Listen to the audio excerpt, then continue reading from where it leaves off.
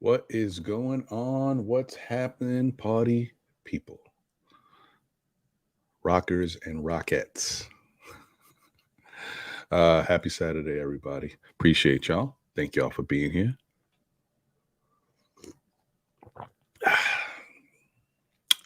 I apologize for the late start, but you know what? When you rocking for 2 to 3 hours and it's early in the morning, sometimes you got to get some stuff done before you get going. And this was one of the mornings. Just wanted to make sure I had a couple things done before that, or then I'm gonna be stuck and I'm like, guys, can we hold on 1 second? Anyway, hope everybody's doing good. Let's see here. Shout out to the chat. I see y'all. Walter Blackman is in the building. Good to see you. Good to see you. Let me just check something. Oh, yep, that's working. Okay. Good to see you. He said, good morning, Ron. Panel team's problem is that they're not consistent on perimeter defense, and we don't have consistent three-point shooters on the team. Can't argue with you there, Walter. Very true, man. Very true. They've got some issues. The three-point shooting. I mean, the three-point shooting is definitely rough. I don't want everybody to get too crazy with the three-point shooting, only because of the fact that we're facing one of the best three-point shooting teams in all of basketball. So it's tough. They set the blueprint, that team. So it's tough. And I knew this was going to be a problem. Like, this was going to be the main problem. How do they close out? How do they stop the three-point shooting? I honestly think the Knicks did the best they could. I think the defense, energy-wise, was great. But there's just limitations with this team. So this is where you become a realist. You say to yourself, as much as I want the Knicks to be a good defensive team, I want them to show effort, and I want them to be in the right places and do all of this stuff. Sometimes when you go up against a certain type of opponent, that stuff, you see the limitations. And I don't think no matter what the Knicks did last night, they were going to be able to deal with the way the Warriors were moving around the floor, moving the ball, just the way they I mean, I've seen the Warriors play a lot in the past, but I don't know what it was last night. The way they were moving the ball seemed a little bit more like there's a lot more activeness. Now, maybe because I haven't seen them in a minute. I don't know. But I just felt like they were moving the ball a lot yesterday. Like and I watched the Warriors offense. Like I said, I'm not oblivious to how they move, but yesterday it seemed like they were really moving. Now, it could be just because of the fact that the Knicks are so poor defensively and ability wise, we just can't keep up, that it looked so much, better. But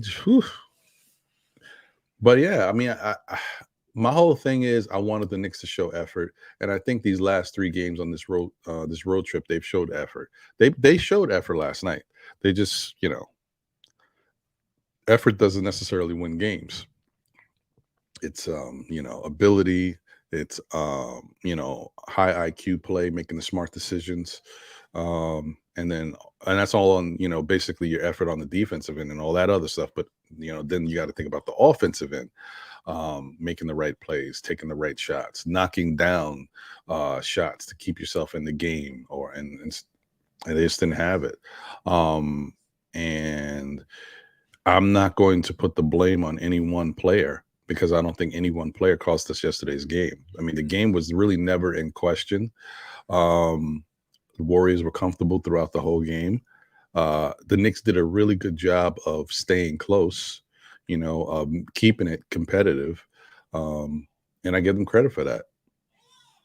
I give them credit for that. I think they did a good job of that. I really don't know what else they could have done, to be honest. They just didn't have it last night. RJ had another bad night shooting. And I'm going to get into that a little bit more, but I know everybody wants to point the finger at RJ. I get it. And don't get me wrong. I see it. I know there's some things that RJ's done that haven't been good. For this stretch of 3 games, and this is it. I think at this point, it's over. The pass is over. I'm blaming Tibbs. I ain't gonna lie to you. I'm blaming Tibbs. There's certain guys that can play when they're not healthy, when they're not feeling good, and there's certain guys that can't. And it looks like RJ can't. Okay. He may have felt good enough to go the past couple. I don't know where his sickness level was last night. So last night is a little iffy, but the Utah game and the Denver game, he was sick. So he shouldn't have played. You know, after the you sometimes you don't know that, so you got to put the guy in the position. All right, playing in the Utah game, you saw he wasn't effective. He wasn't playing well. He was making bad plays on defense or whatever. His passes weren't great, turnovers and stuff like that. Okay, listen, you're sick. You don't look 100%. Can't play right now. I'm gonna sit you. That's it. Sit him. Sit him. And then the next game, I would have sat him again. Now, I wouldn't have sat him for last night's game. After doing that, he should have played last night's game. But those first 2 games, after playing him a little bit in that Utah game and seeing where he was at, I would have sat him, and then I would have sat him in the Denver game. So I blame Tibbs for that. As I said, I've said this before. I made a big deal about it. I just think that at some point, your coach is supposed to save you from yourself. RJ, I mean, he's just like any other player. I joke about him calling, making the tattoo of him on his hand, calling himself him. I joke about it, but that's his inner belief. All right, he's got to believe he's the man. That's how these guys go through their young tournaments, the AAU years in high school and then college, and that's what brings them to the NBA. Not everybody can make the NBA. You have to have a certain skill set, and you also have to have a certain belief in yourself that allows you to take your game to the next level, to be better than all these other people that are trying to get into the NBA. So I can't question that. I think it was a little brash to put that on his hand that he's him, but it is what it is. My whole thing is all players are going to want to feel like they need to be out there. So the only person who can say no is the coach. So Tibbs, you got to do a better job. You got to stop some of these players from themselves. And RJ shouldn't have been out there. Randall, on the other hand, was also sick. Now, I don't know to the levels of sickness, the way it was affecting Randall as opposed to RJ, but he had said after the game he was sick the other day. But he played great. And that, think about that, guys. He was sick. He said he was sick too after the Denver game. Mile high, the altitude. He was huffing and puffing. He was struggling to breathe in that first quarter. Like I said, I brought it up before on the other show, the 3-minute mark. He was gassed. He was like, you could tell he was feeling it. Played that whole game and played hard, hustled, got on the floor, loose ball. Some guys, when they're sick, they can still play the game. It's all about them and their will and how but you can't blame everybody. Not everybody's going to give you a flu game. The reason why they made a big deal about the Michael Jordan game when he had the flu and he scored 36, and I think he hit 6 threes in the first half or whatever, is because it's a remarkable feat to do that when you're feeling that bad. Everybody can't do that. And we shouldn't assume that everybody can do that. And when they show us they can't, then you got to sit them. That's it. That's all it is. It's not. I'm not blaming RJ for the Utah and Denver game. Last night he could have been a little healthier, maybe he's a little better, and then he gets the blame. But those first 2 games, I'll give him a pass. I'm not taking away from how poorly he's played all year. He's had a nice stretch of like 5-6 games where he played pretty good. He was starting to get his shot together, but it doesn't make up for the fact that he's had some really bad turnovers. His IQ out there on the court has been crazy. I don't know what he's been thinking. Last night, I will say, in the second half, he made some good passes. He made some smarter basketball plays that I'm like, where was this? Why is it taking you so long to just do these plays? So hopefully he's turning it around, guys. You got to take the positives in a slew of negatives. So if you guys watched in the second half of last night's game, he started to make some good plays, some good passes. So hopefully he's getting it together. I don't know. I don't know. Anyway, we'll talk a lot more about that, going forward, because there's stuff to get to. Shout out to Alan Alford. Let's see. He said RJ is 1 for 15 from 3. Toppin has regressed into a spot 3-ball shooter, 1 for 8, who just stands around and watches the game. Obi's field goal attempts 80%. Obi field goal attempts 80%. Threes. Oh, I see what you're saying. What he's taking. Defenders lay off. Not worried about him attacking the rim. Excuse me. Whoa. Yeah, I woke up this morning feeling, fine, but I felt dry. Like I woke up like, ugh. It's almost like one of those situations where you go to sleep with the heat on and it dries you out. That's how I felt when I woke up. A little morning cup of Joe with Joanne. You know how it is. I'm not going to blame Obi for that. You got to blame, once again. Listen, Obi's going to do what the coach tells him to do. Coach wants you in the corner. Coach wants you spotting up, taking threes. That's what you're going to do. You can blame Obi for his effectiveness while he's doing it. You can blame Obi for the type of shots he's taking, but you can't blame Obi for the scheme of where he's out there on the court and the type of shots that he's afforded. You know what I mean? They don't give the ball to Obi on cuts and back screens and curls. They give the ball to Obi on the wings or on the corner to shoot a 3. That's his role. The Knicks are so poor at shooting from the 3-point line that Obi is one of our bright spots. He has been all year. Recently, he's starting to regress a little bit, but you know what I mean? It is what it is. Obi's not the greatest shooter. He's been much better this year so far, but a shooter who's one you can count on, you don't got to worry about that. They'll have bad games, but they're going to knock him down. Obi's still, we're trying to figure out what Obi is. Obi's trying to figure out what he is. But he had a couple bad games shooting wise, but let's see if he can right the ship in the next game against Phoenix.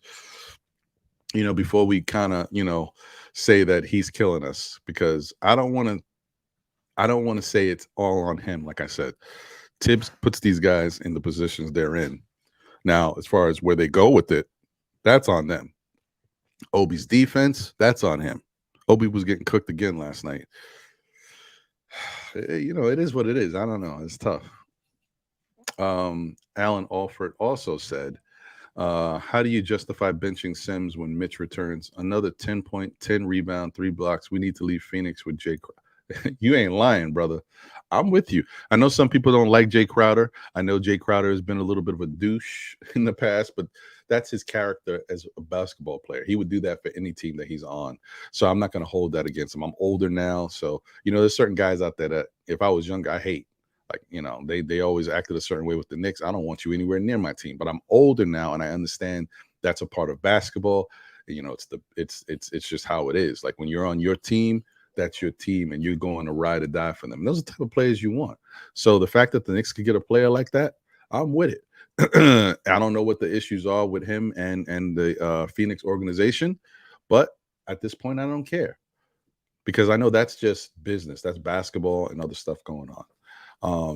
So yeah, we'll see. Let me put this in the chat so I make sure I got this done. Boom.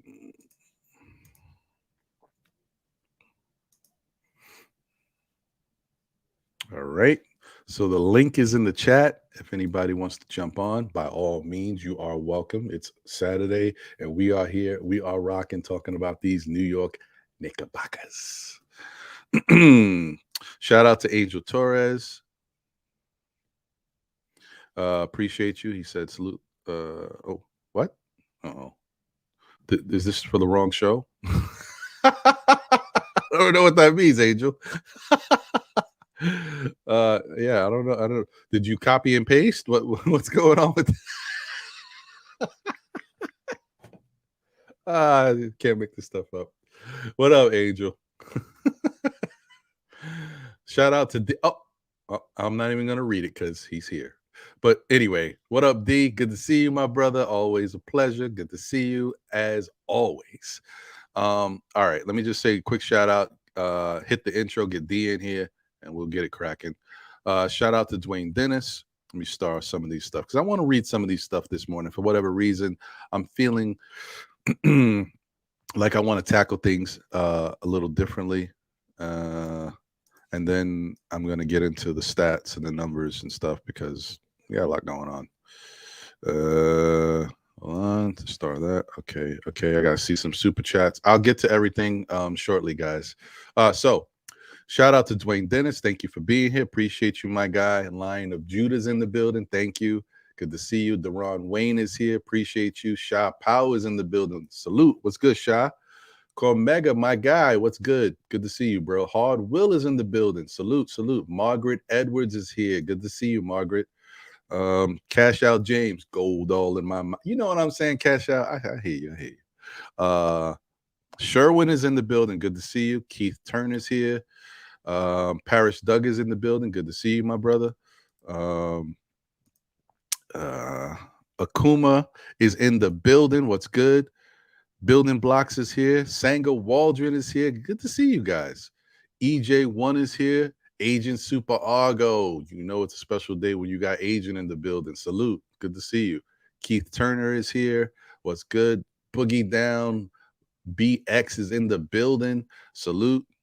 D Cooler 718 is here. Good to see you, my brother. Pudge Nice is in the building. What's good? Shout out to all the day ones, man. Pudge Nice, a la Wise, these guys, they know who they are, man. When they show up, I like to give them a shout out because, I remember what it was when I had 2 subscribers and 3 people watching and one of the people watching was myself. Rough times. Did I already say Will Salkin? I don't know if I did. Shout out to you, Will Salkin. Appreciate you, man. Thank you for being here. Funky Goose World in the building. Good to see you. Kareem Grant is here. What up, twin? Good to see you, my brother. All right. And Boulevard 73 is in the building. What's going on, my guy? Good to see you. Salute. All right. Let's hit this intro, get D in here, and get it cracking because you know how it is, man. The Knicks story, man. It's a saga.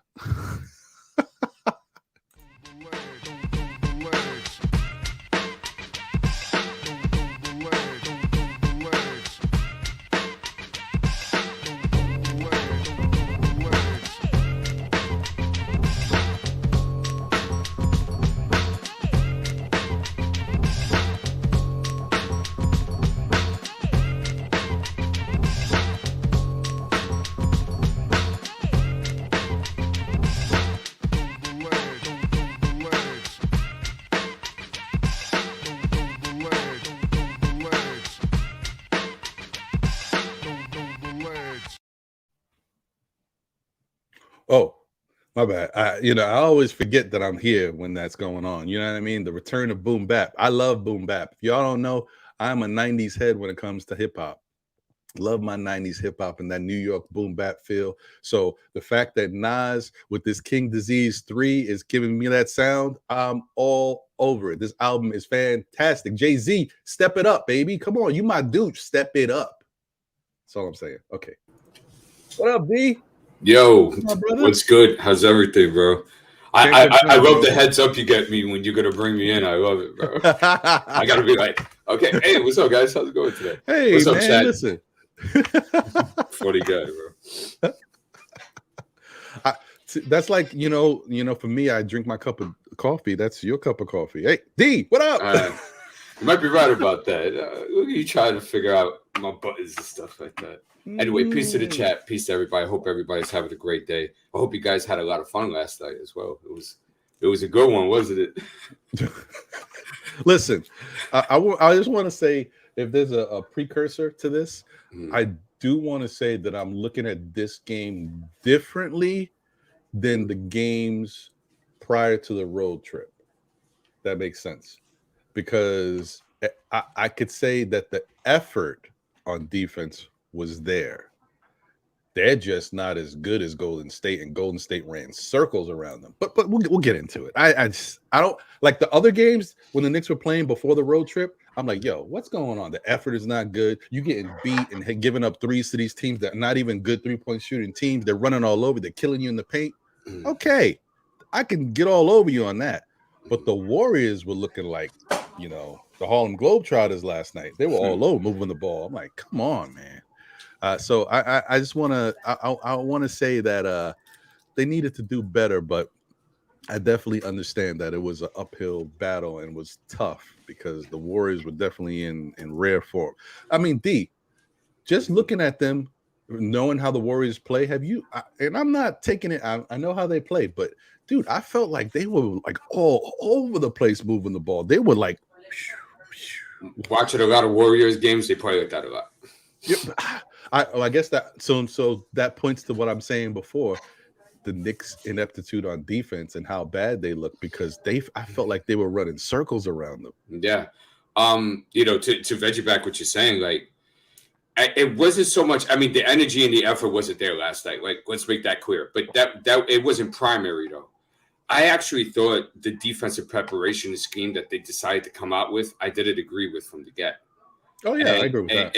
And they got lost in the sauce, so to speak, as to like, and this is what I was saying about this team. Like, they don't have principles, and you know, and what's the thing I'm looking for? What's the word? Like, they don't have like a cause and effect as to, okay, if this action happens here, he goes corner, he goes wing, he drops, he hedges, they don't do that, and it showed last night because you saw that's what I'm saying. The energy got better like towards the end of the second, third, and stuff, but they would still run around like chickens without a head. And there was if Golden State threw 5 or 6 passes, I guarantee you there was an open shot for me the whole night, right? And Kerr said something to that.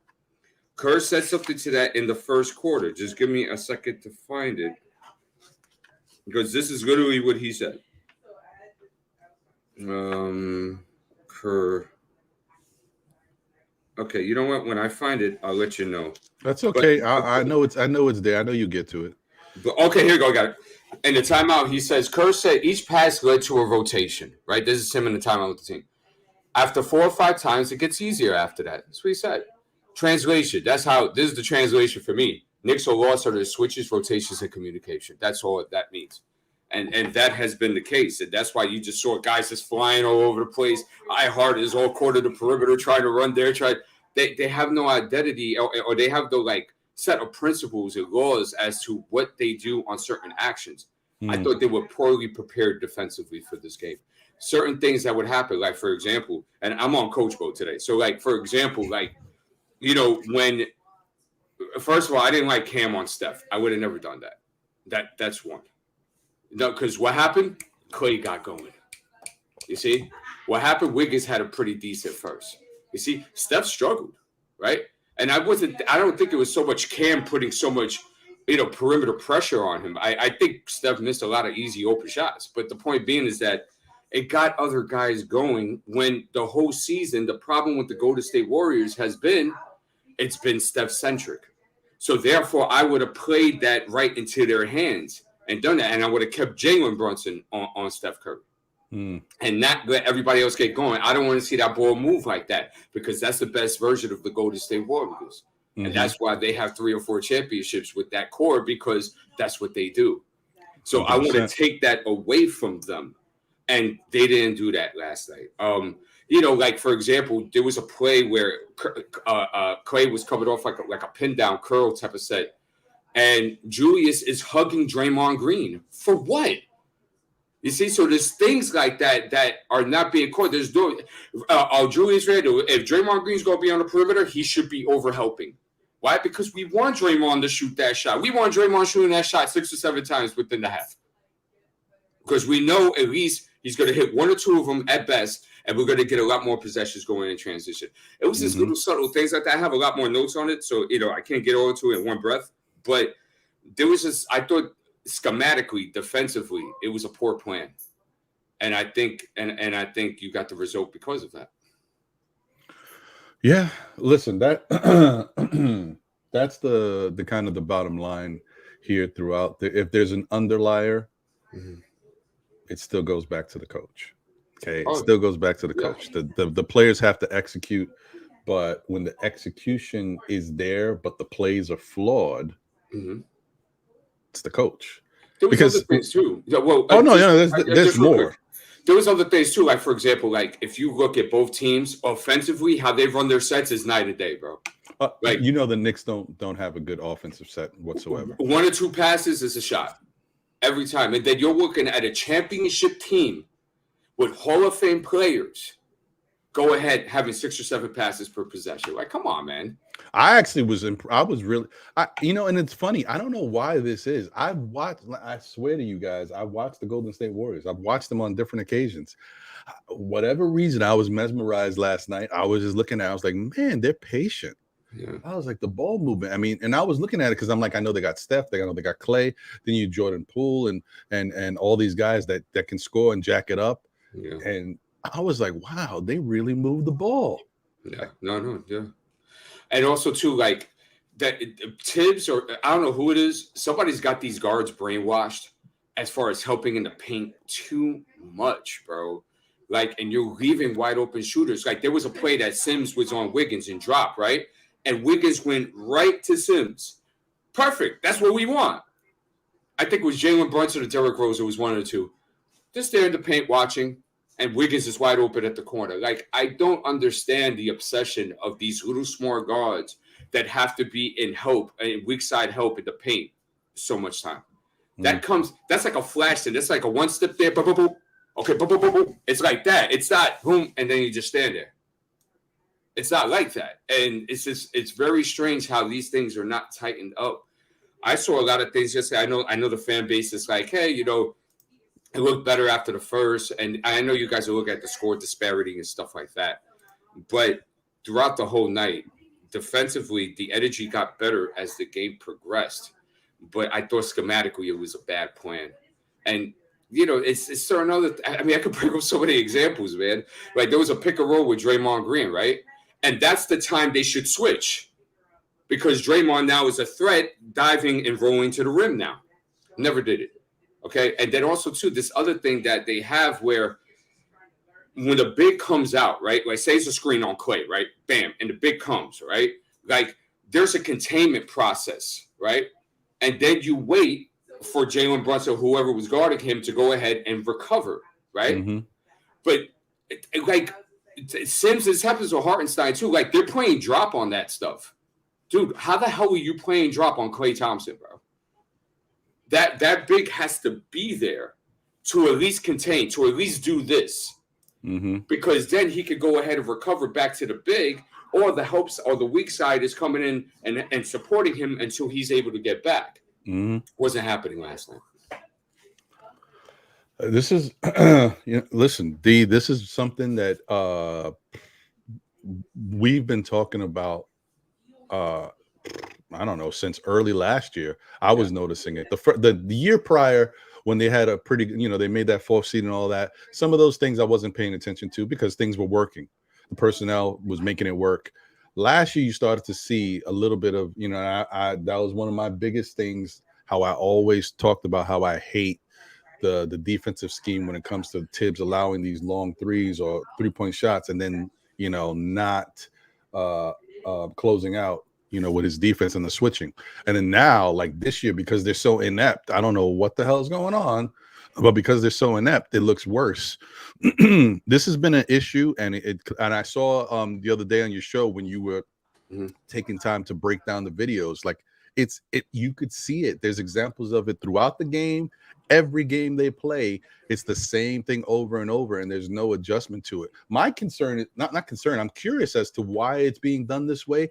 Is Tibbs? Is this like because I can't put my finger on it. Is Tibbs trying to save players individually so they don't look as bad, so they don't get cooked as bad? Because the whole thing is, as a team, you're getting cooked. I don't care individually if somebody's taking another guy to school. It's happening anyway. It's happening throughout the course of the game. You're getting cooked as a team and you're getting cooked individually. So what's the difference if you allow guys to play man to man And their man might be better than them in the matchup, and they might take them to school sometimes. Yes, what you can do is you have them play that way. Of course, if it gets out of hand, you can disguise, you can switch and maybe put a different guy on them, or give that person help, whoever's that person. But don't do it the whole, throughout the whole game, and put yourself in this whole perpetual motion where you're switching constantly. You're not getting to your spots quick enough. Guys are always wide open, and then when you do think that you can get there, you overcommit and they burn you. Like it's the same thing over and over and over. It's a cycle. And then plus, I mean, look, you're putting roster construction on top of that. You still have slow-footed perimeter players besides Cam for the most part, especially with Isaiah Hartenstein out there now. Instead of Mitch, Jalen Brunson's slow-footed for his position. Julius Randle is a bit quicker than them, but it can be also considered a bit slow-footed as well. It's a whole mess of things, you know what I'm saying? And, it showed last night, man. And it also showed that whole Denver stuff was a bunch of fluff. This team is not coordinated defensively. They're not on the same page schematically. And the communication was non-existent last night. Yeah. And the other thing about the Denver game and the Utah games, well, Denver more because they played better in the Denver game than the Utah game. You see that whereas one basketball team can just go out there and execute their game, play with intensity, and win the game, it's like the Knicks gave their all in that Denver game just to get that one win. And then they can't duplicate that style of play in the next game. And also, like we keep pointing to, the schemes are bad. Offensively, where it gets stagnant, the 1-2 passes and then the shot. Here's the thing. And I think some other shows might have already been kind of leaning towards this. I don't know if you touched on it as well on your show. But I'm also almost wondering with this personnel and what Tibbs is doing, if this new offensive scheme, this new quick pace that they're trying to develop is hurting them. I don't know if it's benefiting them on offense, and I also don't know if it's benefiting them on the defensive end. I think this is one of Tibbs's things that he was trying to avoid because he understands how it doesn't have his guys in position on the defensive end when he's trying to do other things on offense. I always said this before. That's why I feel like Tibbs is always very limited in how his offensive schemes are because it doesn't go with his defensive plan. But I could be wrong. That's my thought. I don't know how you feel about that, bro. I'm sorry, I was typing because I just wanted to address something. Sorry about that. No. You know what? And while you're doing that, let me get Jay Boogie in here. Yeah, of course. Jay Boogie. So, Boog. Good late morning, gentlemen. How y'all doing? Chilling, brother. Salute. Good to see you, bro. Hope all is well with you guys, man. Blessings to the chat, man. Another wonderful Saturday morning. Watching some cartoons and eating some breakfast. I'm trying to hide my little one for a little bit. Trying to come jump on and rock with y'all guys. Hey, man. Good to see you. Good to see you. You know what? While you get situated, let me just hit some of these people in the chat, especially read some of these super chats real quick and knock these out. Appreciate y'all. Thank you as always. Parrish Duggar, thank you for the generous super chat. He says that was a low energy effort mentally and physically. Yeah. I mean, listen, I understand. I agree with you guys that energy and effort wise early. And my thing is, I guess I'd be caught up because I even the other day when I was making comments, I'm glad nobody commented on it, but I was talking about the energy and effort that I was witnessing. And I was like, they were played really well. But I was only talking about the fourth quarter, and I didn't really specify that. But good thing no one called me on it. But that's what I was looking at because I was all in that fourth quarter.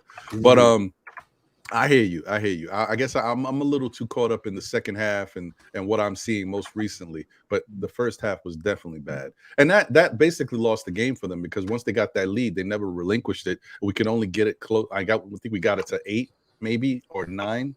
But yeah, it stood at 10 and 12 the whole damn game, and at one point it was 22. But yeah, it is what I agree with Parrish 1,000,000%. It got a bit better as the game progressed, but overall it was low. Yeah. I also kind of think that the Warriors just really made the Knicks look very bad. Like it's like Steph could kind of pick his spots. because like you said, he was missing shots. It's not like they would. First off, it's hard to stop Steph. I don't think anybody can really stop Steph at this day in his career because he's so good, he's so polished. But they didn't do anything to stop him. Cam might have, affected him slightly because of his length, maybe at certain points. But the way Steph plays, he always has that distance. He always has that arc in his shot. You can't really bother him too much. But yeah, they were just like taking us to school. It was tough to watch. Walter Blackman, thank you for the generous super chat. No words, just the generosity. I appreciate you, my brother. Thank you, Walter. As always, man. Thank you, and I hope everything's going well with you. I know it's been a little bit now. I haven't got a house update. Did you have a housewarming? I wasn't invited, but hopefully you had one. Did you redecorate the kitchen? Shout out to you once again, and shout out to Paris Duggar once again for his generous super chat. He said, "Mindset before and in the game should be the discussion." Yeah, I think that's what D was pointing to. Not just mindset, but the game plan, the game schematics, all that stuff. Like one thing that you can see that I got to tell you, and I've been saying this, and I'm not trying to, when I say this, I'm not saying like I'm the one who predicted this or I'm saying this. What I'm saying is not last year, but like in the off season, one of the things that I wanted for this Knicks team was for us to bring in, better skilled players, but more importantly, better IQ players. And I think that we are witnessing everything come to a head at the same point.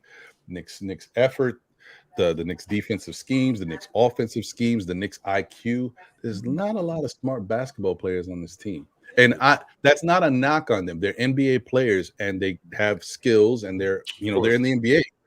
But there's a certain level of IQ that some of these guys that are just special, they read the floor, they know the right moves to make, they know the right plays, they know how to get their teammates involved. And it's not, you don't have to be a floor general or a point guard to be that. Guys just know how to do that. They're in tune with the game. And we don't have a lot of those guys on this team. And unfortunately, and this is once again another knock on him, and I hate knocking him like this. He's my favorite player. Once again with RJ. I thought RJ was going to be one of those type of guys.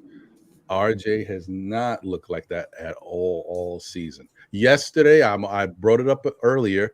I did say I saw him make some smart plays down the stretch, but they're not really that they're smart plays. They're just plays he should be making that he hasn't been making. Passes that he should be passing that he hasn't been passing. So stuff like that, man.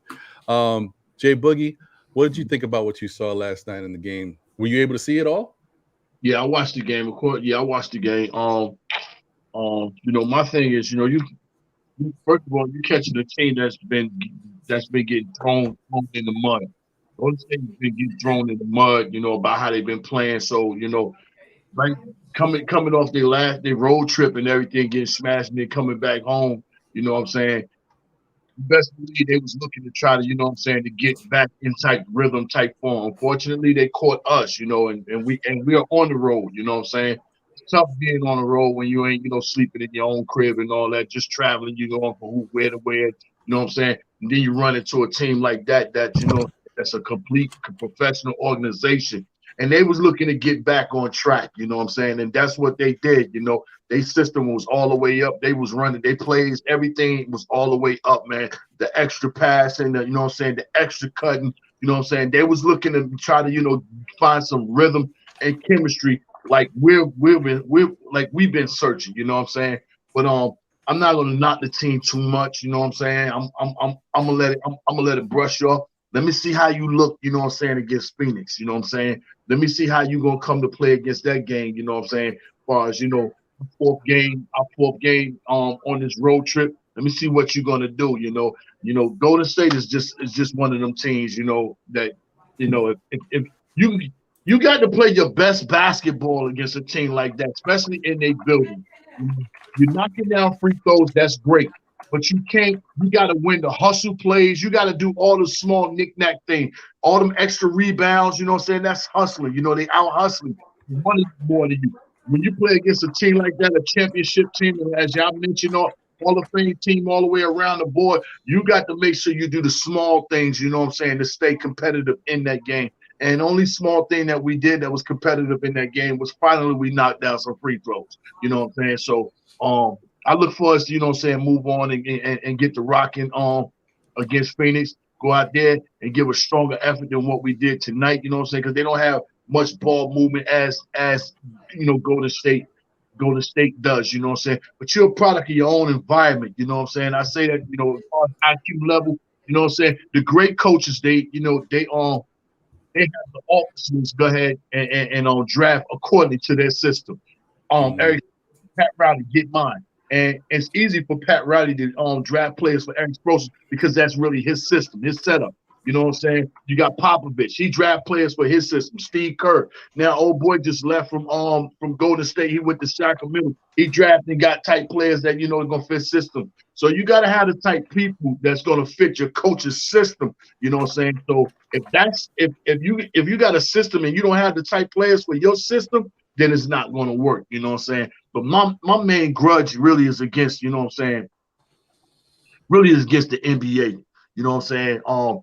I do know that, you know, the situation with Donovan, we did not, you know what I'm saying, make the trade and everything. That game was highlight, the Knicks in Utah, a welcome back home and everything. You took that game off the air because of the reasons, you know what I'm saying? We didn't have Donovan. It wasn't a homecoming. I'm cool with that. But Utah was playing better basketball than what Golden State was.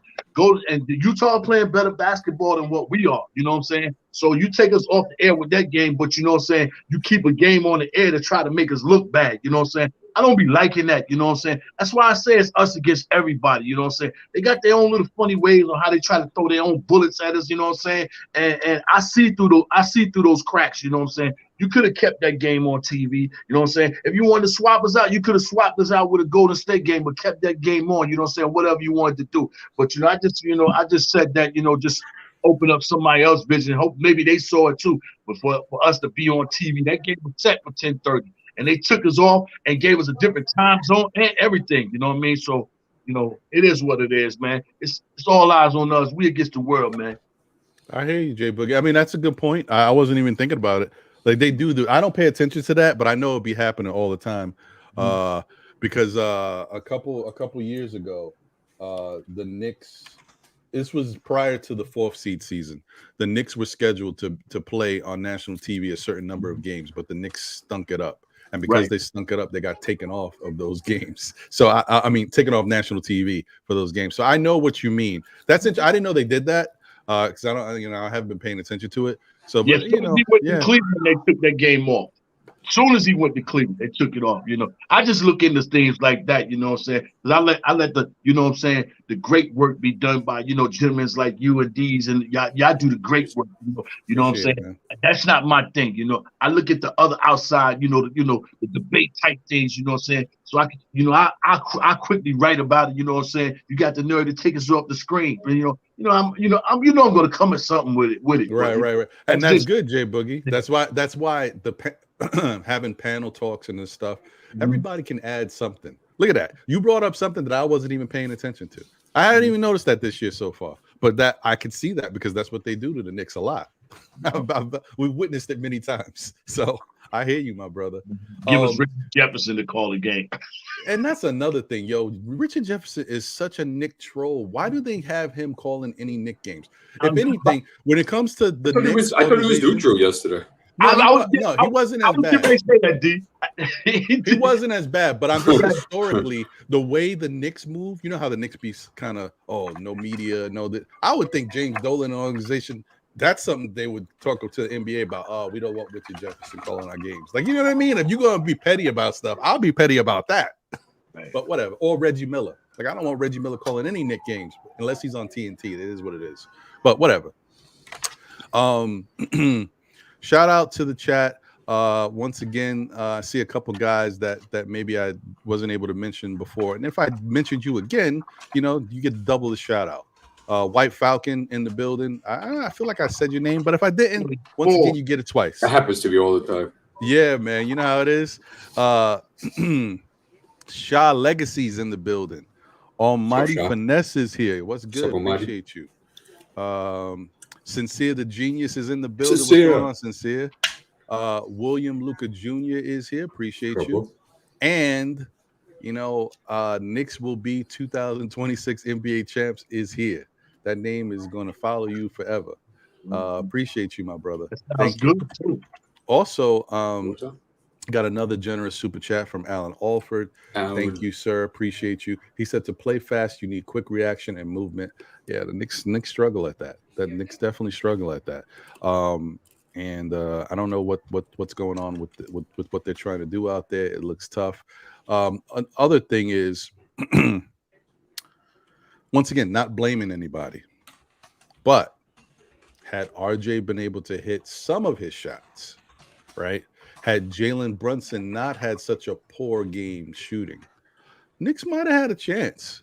I'm not saying they would have won, but they might have had a chance to be close enough to make a victory out of it. They probably still would have lost. But with those two guys not hitting part of your starting lineup, it's tough to beat a team like the Golden State Warriors. But like I said, I'm not blaming them in particular. It was a team effort and a team loss. But to Jay Boogie's point as well, that is why free throws are so important. Notice, because the Knicks were so good at knocking down these free throws, even in a game that wasn't close, they kept it a 10-point loss because they were hitting their free throws. Because if this was, the normal Knicks that we used to seeing, this is an easy 20-point blowout, maybe more. But free throws are important. And just think about that. They kept it to 10. And if they had been, a couple breaks here and there, a couple threes hit or better basket opportunities, a couple guys weren't as bad as they were offensively, Knicks would have had a chance. You never know. But it is what it is. Game over. It was never close. And but you didn't think Golden State's defense has something to do with that? Oh, no, I definitely do. Oh, I definitely do. But I also think that that's because the Knicks are such a poor shooting team and their offensive schematics are horrible. We didn't even do anything to confuse Golden State. Like, throw them something that they haven't seen before. You know what I mean? Figure out ways to get I'm one of those people, and I know that this is not how NBA teams are run. It's just kind of like my mentality when I'm playing a video game. You know what I mean? If I'm playing an opponent, if I'm playing the computer, I play one way. If I'm playing a live person, I play another way, right? But the point is, the type of guy you're playing, how they're coming at you, and the team they got, if they're knocking down their shots, right, and I'm trying to stay in the game, they're taking away my three-point shooting, then I got to go inside, right? If I'm out here on the court and you're playing Jericho Sims 26, 27 minutes, whatever, and he's athletic, he's all over, I'm going to try to see if I can abuse you down low. The Knicks this year have shown that they're a better rebounding team than Golden State. So let me try to focus on that. Let me try to use that to my strength. Now, last night we got out-rebounded. Go figure. But the point is, you try to use your strength. Try to go down low. I know Jericho's not an offensive weapon. But you know what? Give them something different to worry about. Maybe they get in foul trouble. Maybe he may not be able to knock down all the free throws. He did pretty good last night, but do something different. Give it to Julius. Julius, get down on the block, man. Get these guys in foul trouble. Maybe you can get Draymond Green in foul trouble. He had 4 fouls at some point, but he played. When you can get him in foul trouble and get him out of there, have to get into the bench a little bit. I don't know. I just think you have to be clever. You got to be tricky with this stuff when your team is just not up to par. Hey, Ron, look at the private real quick. Take 2 seconds. Oh, nice. Yeah. Okay, cool. Thank you, sir. Oh, yes. Okay.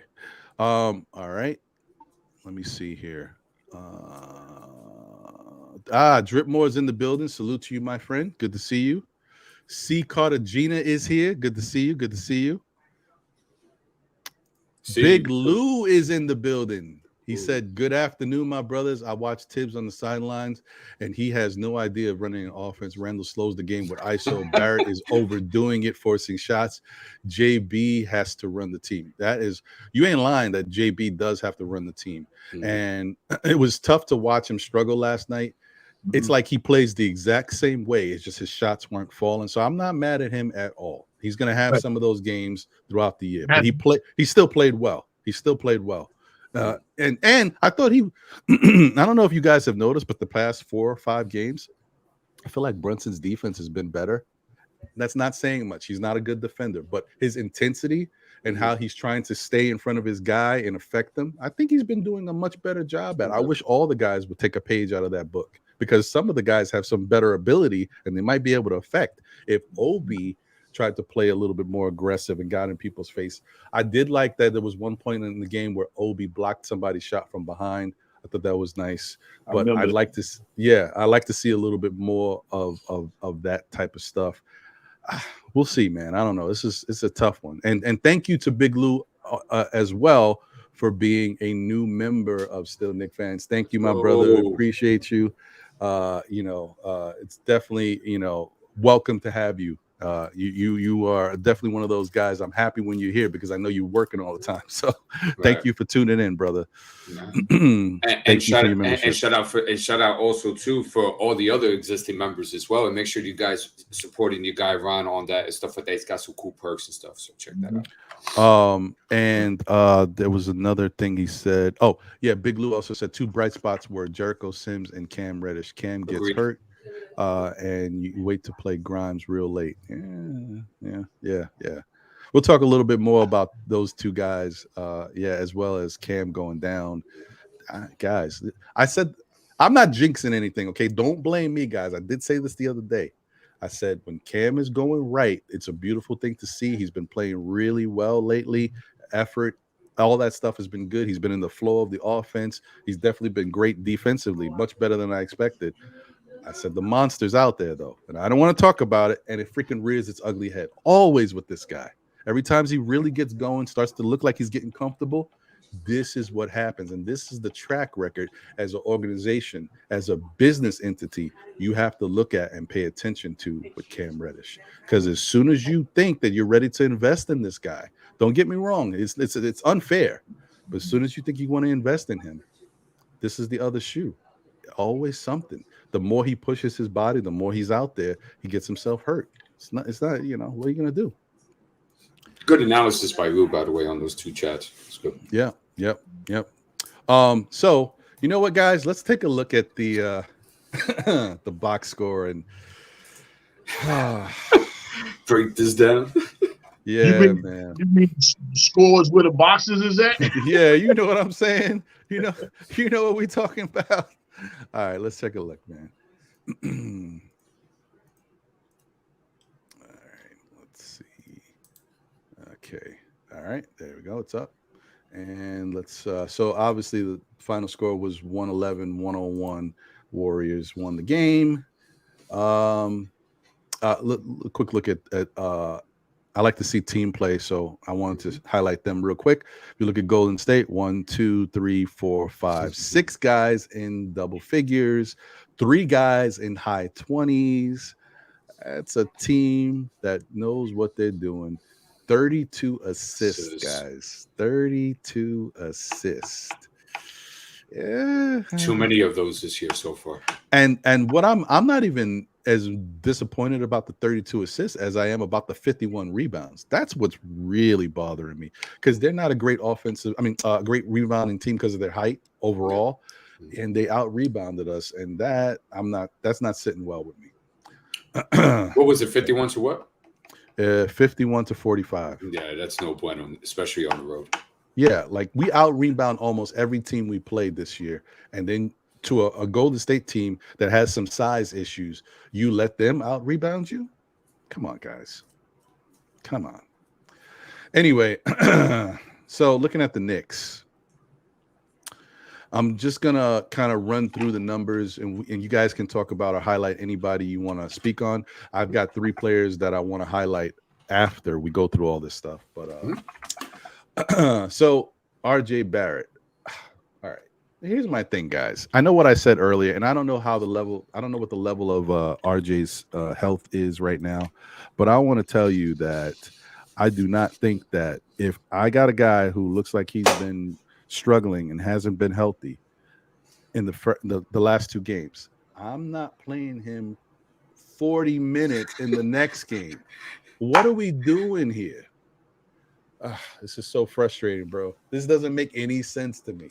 I don't know. Whatever.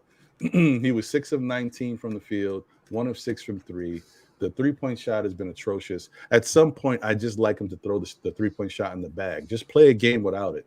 You know what I mean? I know they're going to give it to you, but you know what? Move the ball. If you move the ball quick enough, RJ can get the ball and he can make a move instead of being, in a situation where he has to take that shot.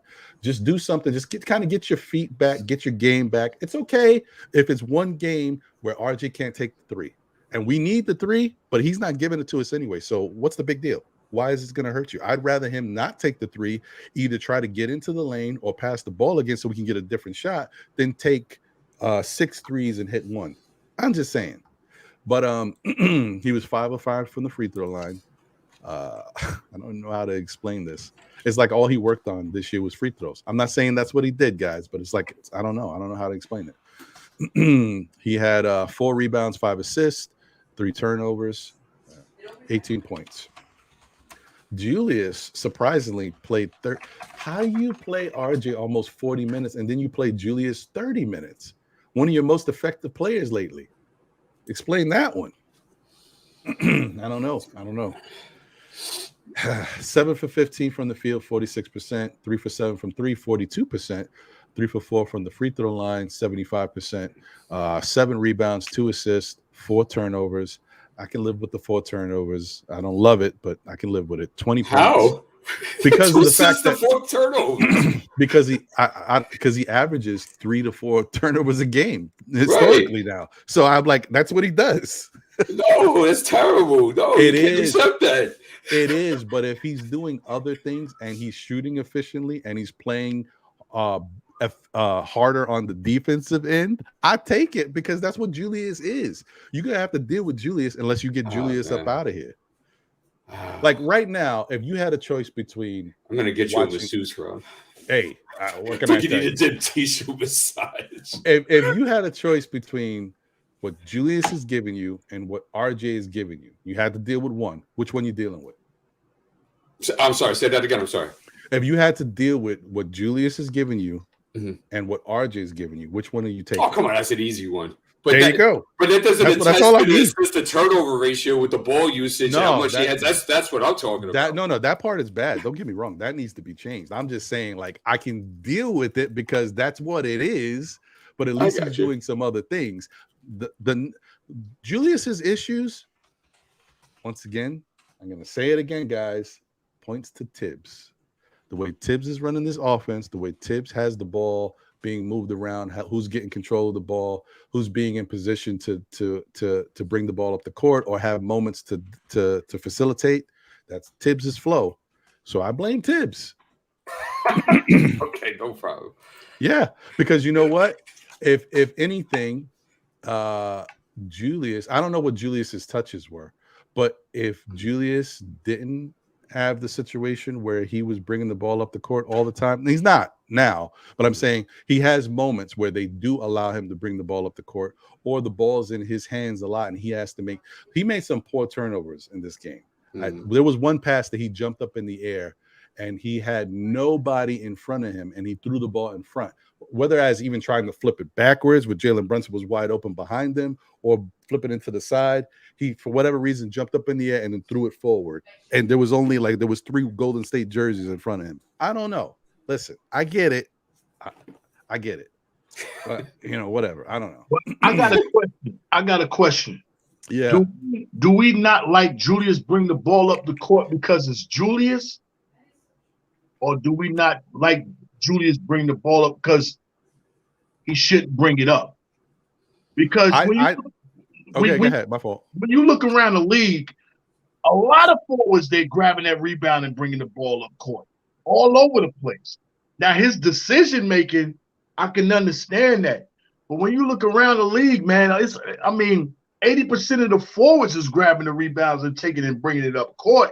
So I just, wanted to know, what I'm saying? And that's to the chat too, because the chats be saying that too. You know what I'm saying?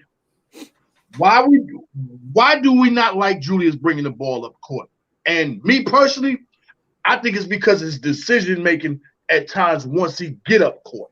You know what I mean? But I know he can rebound and turn and push the rock.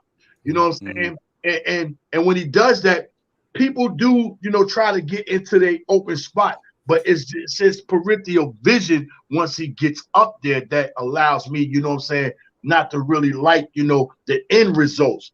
But, you know, that's what they doing throughout the league. But it's just a lot of them are able to make better decisions. A lot of them are surrounded by guys who presents themselves openly. You know what I'm saying? Instead of just, okay, he got the ball, what is he going to do? No, move around or something. Don't just because he got the ball, you just want to stand still. You know what I'm saying? Cut, do something. You know what I'm saying? Instead of being in the mind frame, he got the ball. I don't know what he's going to do. I might not get the ball. You know what I'm saying? You don't know if you're going to get the ball if you don't cut. You're just standing there watching, you know.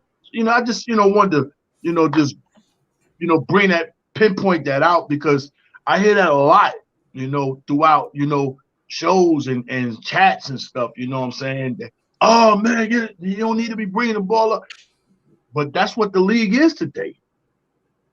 Yeah, no, listen, you're right. Look, and let me preface this too, because I want to make this clear, because just because he brings the ball up the court doesn't mean that's the issue. Because if you look at a lot of Julius's turnovers are not when he's bringing the ball up the court. Now they're when he's in his set spot, when he's trying to make a move and they're, you know, when they're in the half court. Right. So I don't want to make it seem like that's the reason. I'm just saying it because he has the ball in his hands. Sometimes he's in a situation where he doesn't give the ball up and he's, you know, he's orchestrating from that point. But for the most part, he's been giving the ball up and getting it back. So I don't want to blame him bringing the ball up on the, you know, for the reason. I want to be clear on that. So that's correct. There's no issue with that. It's what he's doing when he's in the course of making his move. Because one of the things that we noticed last year, I haven't seen a lot of it this year, but last year, you guys noticed that, and we've talked about this. I talked about this multiple times. In the excuse me, in the past, teams would double team Julius because they, you know, he's a big body and he was hard to stop. So they double team him to get the ball out of his hands or to make it harder for him to make his move and score. Last year, they were double teaming him because they knew he got frazzled and he would turn the ball over. I haven't seen a lot of it this year. At least not the concerted effort to do it, but that is the knock on Julius. So you put Julius in a situation where he's got no place to go, and you've seen it. How many times did he jump up in the air yesterday and make a pass? Like, what are you doing? That's like one of the Cardinals. I learned that when I was in junior high. Don't jump up in the air and try to throw the ball, like, because that can happen. At some point, who's going to tell Julius that you got to stop doing that? The coach. I don't want to make it all about Tibbs because he's the player and he should know better. He's an 8-year vet. He should know that you don't jump in the air and make jump passes. You can do it once. Okay, it happens. Derrick Rose does it a lot, but Derrick Rose is a little bit more efficient with it. Even he makes mistakes. I'm just saying, Julius did it multiple times last night, and it wasn't good. It wasn't a good outcome for the Knicks. Yeah, and to answer Jay Boogie's question, you know what it is, Jay. I think it's look. If he grabs the rebound and pushes, I'm gravy. There's no problem with that. He has the ball handling ability. He could make basic reads at that position and stuff. I got no problem with that. I think it's an issue between, and it could be a Randall thing, and it could be a Tibbs thing, and a coaching staff thing as well, or maybe even a front office thing, because they could be setting down certain agendas and mandates in order to do certain things. Like, for example, push the pace, for example, right? So I just think that, and I said this on Stuff Show the other night, that I just think certain guys, and this is Randall included, they're miscast in a movie that they should be co-stars instead of stars, so to speak, right? And I think that, so now when they're put in that position now and they get that role, you're going to see them do things with a higher ball usage that maybe they're not accustomed to doing, or maybe they're not at that level to do consistently at that point in time. So so to answer your question, I think him bringing out the ball is fine, but I think in specific aspects of it, like if he's carrying the rebound, go ahead and be out, right? If he wants to initiate the offense once in a while in the pinch post or at the top of the key, I'm cool with that because he can read the game at a novice level. So. But to put too much responsibility on him, I think, is what starts becoming the issue. And, you know, I think some guys are just bred at that tier to handle that. I don't think Randall's ready for that at this point in his career on a night-to-night basis. That may be true, man. I heard you say that the other day, too. So I got twice, you know what I'm saying? Thank you for reminding me. Yeah, but I mean, I think, you know, like I just look at it like the other night when we played Utah.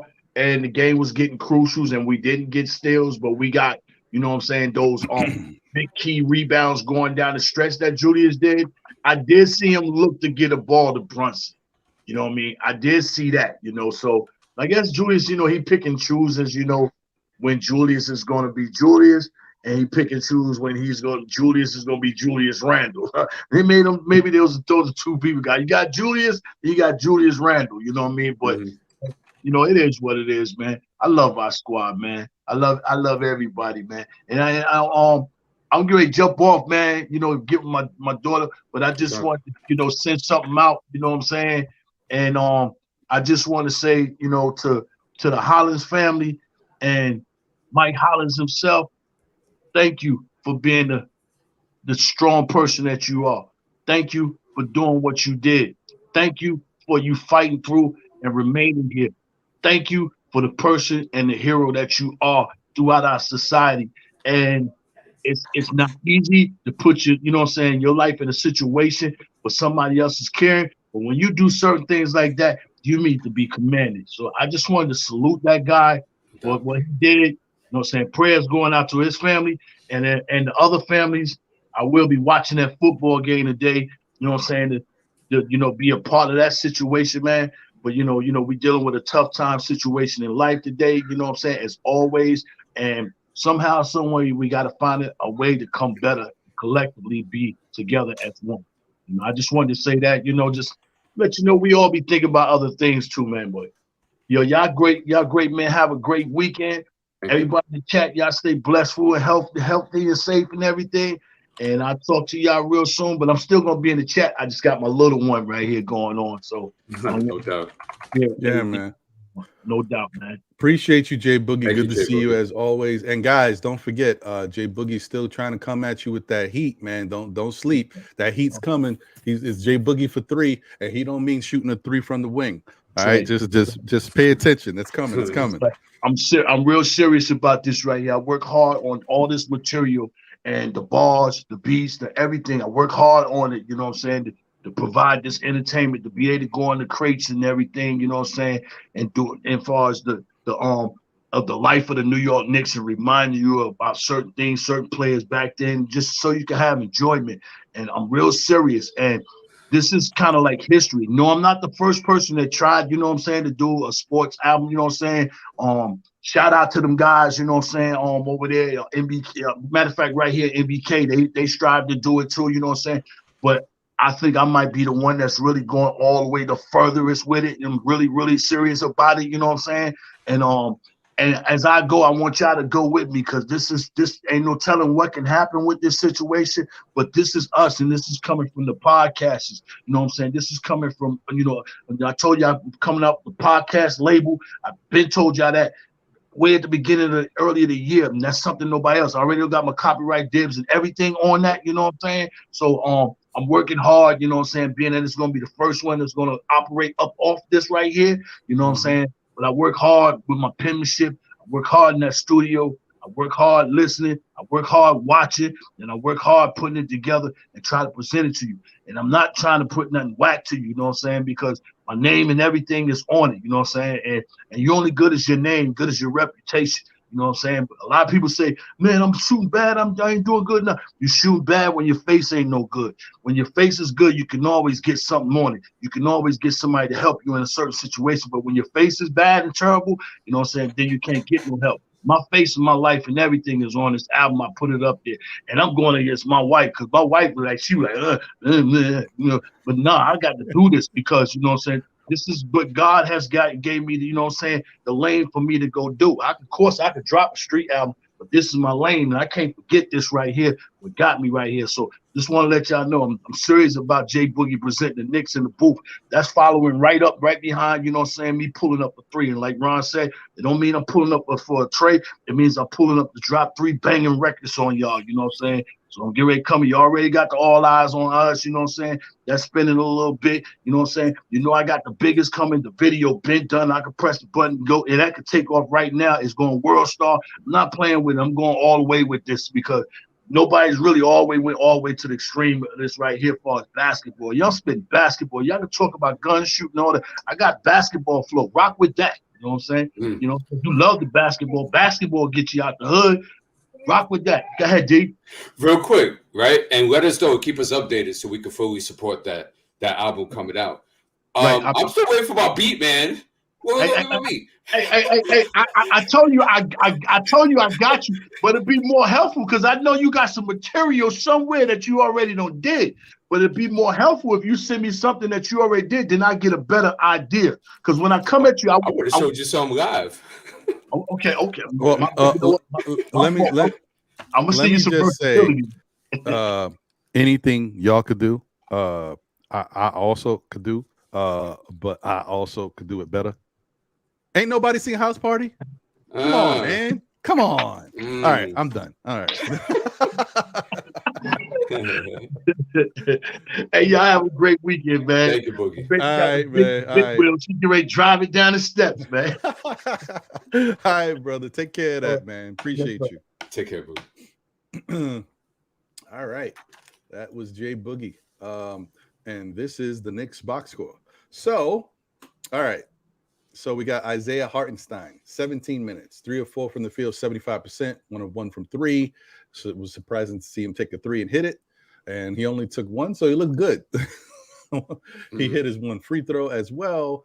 5 rebounds, 1 steal, 1 block, 1 turnover, 8 points. Then you just to finish up with Julius real quick.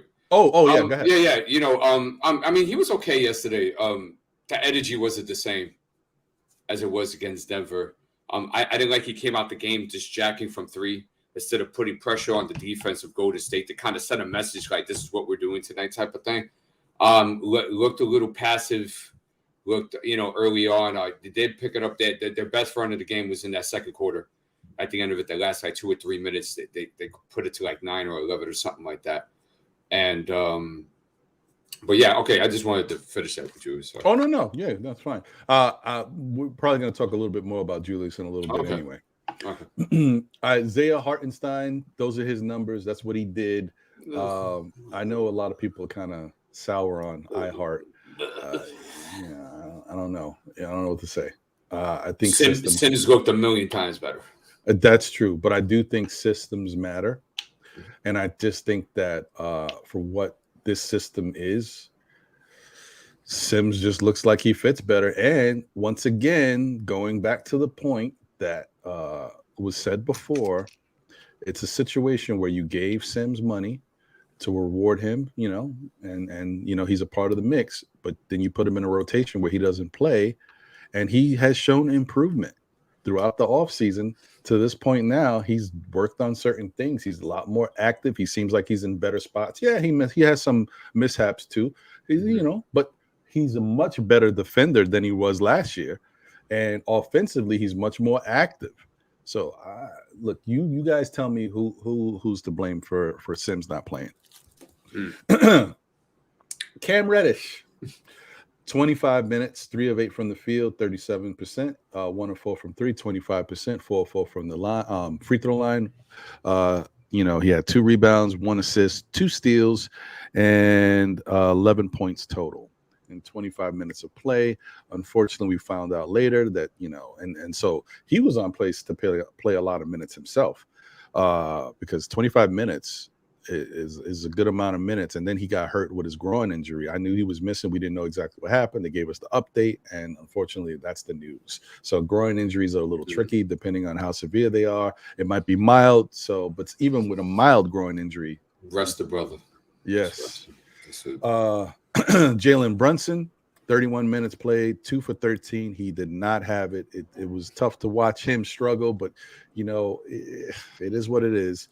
15%. It was really bad. 1 for 3 from 3, 33%. And then hold on. 1 for 5. I'm sorry. I kind of mixed that up. 1 for 5 from 3, 20%. But once again, it's always weird. Like, he goes to the free throw line, knocks down all his free throws. So when the game slows down, he can be calm at the line. I guess he can kind of get it together. But also, don't think that Golden State's defense didn't have anything to do with Brunson struggling in the paint. They know what Brunson likes to do. 5 rebounds, 4 assists, 2 steals, 2 turnovers. That was kind of surprising to see him get turnovers, but it is what it is. I'm not gonna kill him about that. It happens once in a blue. 13 points. 2 was good for the game. Yeah, 2 was not bad. And about Cam, real quick. Are we going to talk about Cam later, or we are? Okay, we are. All right, so I'll just put it out the bag. We're going to talk about Cam. We're going to talk about Sims. We're going to talk about Randall. So Sims, Randall. Okay. To Jalen, there weren't bad shots. There were a couple of bad shots. He was trying to post up on a couple of plays. Golden State wasn't having it. My thing with him, and this could be him and coaching staff together, where you don't have to dominate the basketball to be effective. Quite contrary to popular belief. And he's a guy where, if he's not getting it done offensively like that, that means a lot with this team, because they do rely on his consistency in order to stay in a lot of games. They have to find ways where they can decoy Brunson to be a little bit more effective in getting guys involved in this offense, as opposed to just primarily looking at him as just your scorer and then make some magic happen type of ordeal. I think that's lazy. I think that's not inventive. I think that's not being creative and not mixing the chemicals correctly with the roster that you do have. There's other things that you could do to get Jalen Brunson going. It doesn't have to be with him operating 20 feet away from the basket, breaking down the defense every damn time. That's a good point. That's a really good point. Yeah. I don't know, man. We got to talk about that, because I don't know. Derrick Rose played 13 minutes, almost 14 minutes. 3 of 7 from the field, 42%. 1 of 3 from 3, 33%. 2 of 2 from the line. He had 2 assists and 2 blocks. 9 points. He did what he can. I mean, his defense was okay. It wasn't bad. It looked worse before, early in the season. Yeah, my whole thing is not it. Like I said, my whole thing is not a knock on Derrick Rose. I know Derrick Rose is going to give you what he can give you, and my thinking is just that for this Knicks team, we need more. Yeah. And that's why I think Derrick Rose, if there was one guy that I think needs to be moved early, it would be Derrick, because even if it's addition by subtraction, I think the Knicks got too many guards. And now that we're going to these close-knit rotations, 9, maybe 10, 9 pretty much, I think you got to kind of limit some of these guys out there somehow. So all you can do is trade them and see, get something for them, so you open up spaces for IQ to get more minutes if he's still here. And really at some point, I know this is crazy because there's so much going on and you want to limit your rotation, kind of fine tune it, see what you really got, and have these guys get into the flow in the system. I just don't know, watching them struggle on defense on the perimeter, how you have a guy sitting there on the bench in Deuce and don't make Deuce. And I'm not saying he's the shooter. He could be the decoy. Don't even make him the point guard. Make him the off guard and just have him pass the ball. Look, okay, there's teams that there's a guy on the court that doesn't shoot.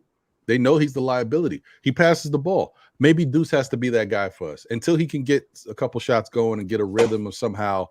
Just pass the ball, but we need you for your defense. I'm just saying, I've seen it happen with NBA teams that are successful where they got one guy out there that is not a shooter, so he moves the ball. Draymond Green takes a wide open shot here and there. Sometimes he passes them up. Just saying.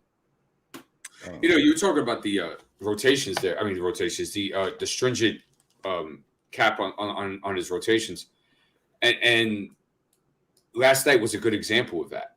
Like, guys didn't have it. Mm-hmm. You have to, when that happens, you have to dig a little deep. Mm-hmm. And my concern with him being so stringent so early was that one is going to burn out guys a little bit later if he continues this.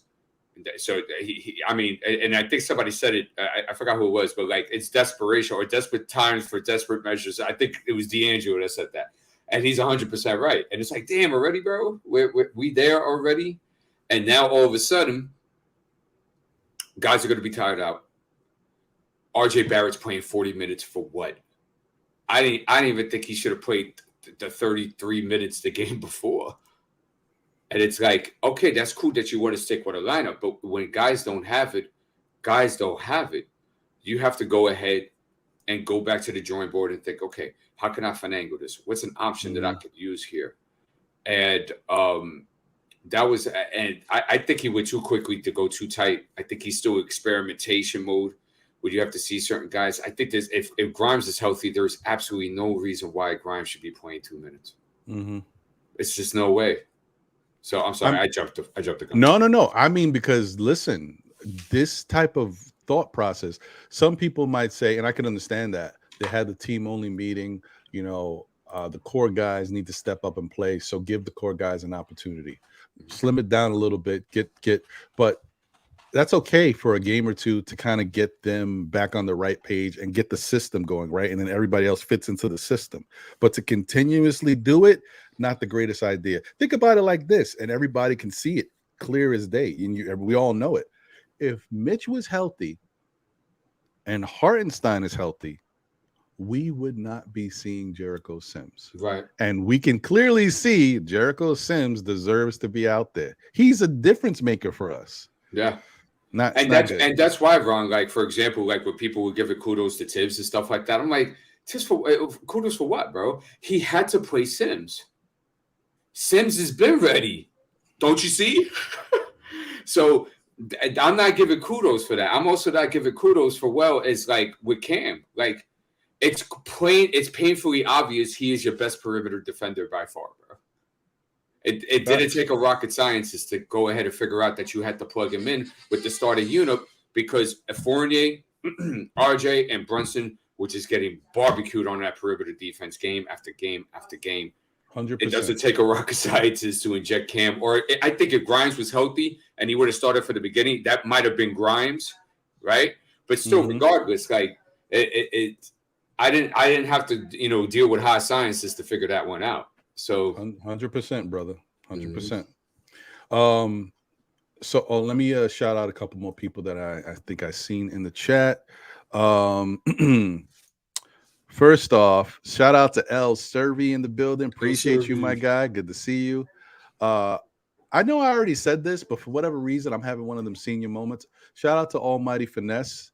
Once again, you got it. You had it before. I did. Right. I'm having a senior moment. Shout out to my guy Sam Grandison. What's going on, Sam? Hey man, if you're free, jump on the panel, brother. We always love to hear from you. I know you don't have a lot of time, so let me know. I'm gonna put the link in the chat anyway, once again, just for anybody who might want it. Guys, don't be shy. Definitely, you're welcome to come in and talk it up. If there's something on your mind, you want to talk about it, you just want to get in and listen on the panel, and then just add your 2 cents here and there. That's fine as well. Don't feel like you have to come on here and be Skip Bayless, Stephen A. Smith, or Shannon. So, also, too, guys, 28 likes, 70 watching. Let's get those likes up, guys. Come on. Thank you, D. Appreciate that. Yeah, so definitely, guys, appreciate you. D'Angelo, what's going on, my brethren? Good to see you. Hey, appreciate you. Andy in the building. Good to see you, Andy. Hopefully everything is going okay for you. Shout out to Andy, guys. Looks like things have calmed down, but I just want to bring it up because you know what? Real life, man, real life. You know, Andy lives in Poland. You guys know Poland was bombed last week. You know, they had two missiles that were landed over there in Poland. Oh, wow. Thankfully, it was somewhat far from Andy, but you know, still, you got to be careful. You wishing you and your family and everybody in Poland the best, man. Absolutely, good stuff, Ron. D Coolest 718, appreciate you. I think I said that too, but thank you, brother. Green Goblin's in the building. What's going on, Goblin? Eric Surreal is in the building. It was good. And also, I don't know. I feel like I said it, but now that I saw the name, but sometimes, you know, you think you did and you didn't. Shout out to Hard Will and Worldwide L. Right. And for the love of the game. Once again, guys, good, guys. As I always say, check out their channel. They're great content. If you haven't seen them, you know, look for them on YouTube. It's the number 4 OUR, love of the game, man. Check them out. Appreciate you guys. Okay, I think that's everybody that I saw. If I missed anybody, I apologize. It's not for lack of trying. It's just that I may have missed you, and you know, I appreciate you all. Geraldine McIver, First Lady of Still Nick Fans and Nick Universe in the building. Appreciate you. I think I said it, but I feel like I didn't. All right, guys. So getting back into these players, IQ played 26 minutes. I don't know. 0 of 5 from the field, 0 of 3 from 3, 6 of 6 from the free throw line, 6 rebounds, 1 assist, 2 steals, 6 points. All 6 points coming from the free throw line. Look, guys, I know right now, currently, there's trade rumors and stuff circulating around IQ's name because there's people who have called who are interested in IQ. I know that as of late, not last night's game in particular, but as of late, he has looked a little better out there. His defense has stepped up a little better. He made some really nice stops and really good defensive plays in the Denver game. I'm going to tell you something right now, guys. I am not going to be fooled by a couple good games here and there. I feel like the situation is what the situation is. This Knicks team, the roster construct is not great. We've got a lot of issues. We're guard heavy. The strength of being guard heavy is it was like the contingency is people get hurt. Derrick Rose gets hurt. Other guys might go out on health and safety protocols. It's nice to have that next man up. But when everybody's healthy for the most part and people are there, this is when you realize you got a problem. You got too many guards. And if people are calling about quickly, if it sounds like it's a move that makes sense, if you're getting some draft capital out of it, or if there's a player that can fit into our system and our scheme right now on the defensive end and offensive end, you make that move, man. You make that move. Some of these guys I'll be honest, I like them as players. They're not going to the next level. And if they are, they're not doing it with these Knicks and this coach. So if that's the case, I say you move on. If it's a good deal, you don't want to just give guys away. But if people are asking, this is my whole thing before. When it comes to trades, I'm like, if people are asking, then you consider it and see if it makes sense for you. It's when you go start looking to move guys to other teams where it seems like you're desperate and then you're trying to make things work and they're not giving you anything. But when they're calling you, you're in a better position. You don't have much wiggle room, but at least maybe you have a chance to get something out of it that's useful. And I think that some of these guys are just not it. It's not it for this team. I think Quickly can go somewhere else and probably be a much better situation, be under a better coach that really lets him spread his wings and fly. And, who knows? But here, I don't see it. Not with Tibbs. Yeah. Concerning the you were also alluding to the trade rumors as well, right? Mm-hmm. Okay, good. I'm sorry, Ron. I'm just messing with No. And if there's anything you want to jump in on with regards to that, yeah, by all means. Oh, okay, appreciate it. Yeah, but my thing with Rose, I love Rose, but with Rose at IQ, my question is that if they are on the trading block like that, right, and this is true, right, and there's people calling in for him, right, like, what are you really getting back in return, bro? That's really going to go ahead and give this a joke to this team. You have to raise value in order to get value back in return. And I'm not saying that it's not out of the realm of possibility that we just happen to swing on something and it comes. Of course, that's always possible. But I'm just thinking, as far as the stock of Emmanuel Quickly and the stock of Derrick Rose right now, I just don't know how much that really brings back in return as far as an asset-wise, whether it be a draft pick or a player for that matter. I was befuddled when I heard that rumor. Yeah, I don't know, and we don't know what that's the whole thing, guys. We don't know what this organization is thinking. Well, you know what? Let me save it right after we get through these box score people. We'll get a little bit more in depth into the trade thing, and we'll talk about a couple of scenarios and also just the thought process behind the Knicks and what they may or may not do, and how comfortable you feel like what they could do for us, because I'm not sure. Parrish says, Ron, if you would keep RJ over Quickly, you are crazy. Listen, here's the thing, Parrish. If there's anybody that's going to be hard to move off of this Knicks team, his name is RJ Barrett. I agree. The last person that I think can be traded from this team is RJ Barrett. Wow. RJ is a young guy. He's 22 years old. That's good. That points in his favor. Right now, he's not playing well. He's not looking the sexiest to teams. He's got that poison pill. D's talked about it multiple times. Not a lot of players get traded with that poison pill contract. Can it happen? Yes. RJ would have to go in a big move. Okay. He would have to be a piece in a big move because he's not the player that teams are coveting. Now, don't get me wrong. At some point, there might be, if RJ just continues to play, I'm sure he's going to play better than he's playing now. If we get closer to the trade deadline, there might be a couple teams out there that are looking, maybe, but then how does the money fit for us? Like, it would have to be a team that is like, they got some players, but they just need another player that might fit their system and help them. But they got to have a guy over there already. I don't know who that could be because these small market teams are usually the ones and they don't have the money. So a team like Portland, maybe. And I don't even see RJ being a good fit for Portland. But I'm just saying, like a team who has a guy. They got Damian Lillard. They got a Shaedon Sharpe off the bench. They got Anthony Simons.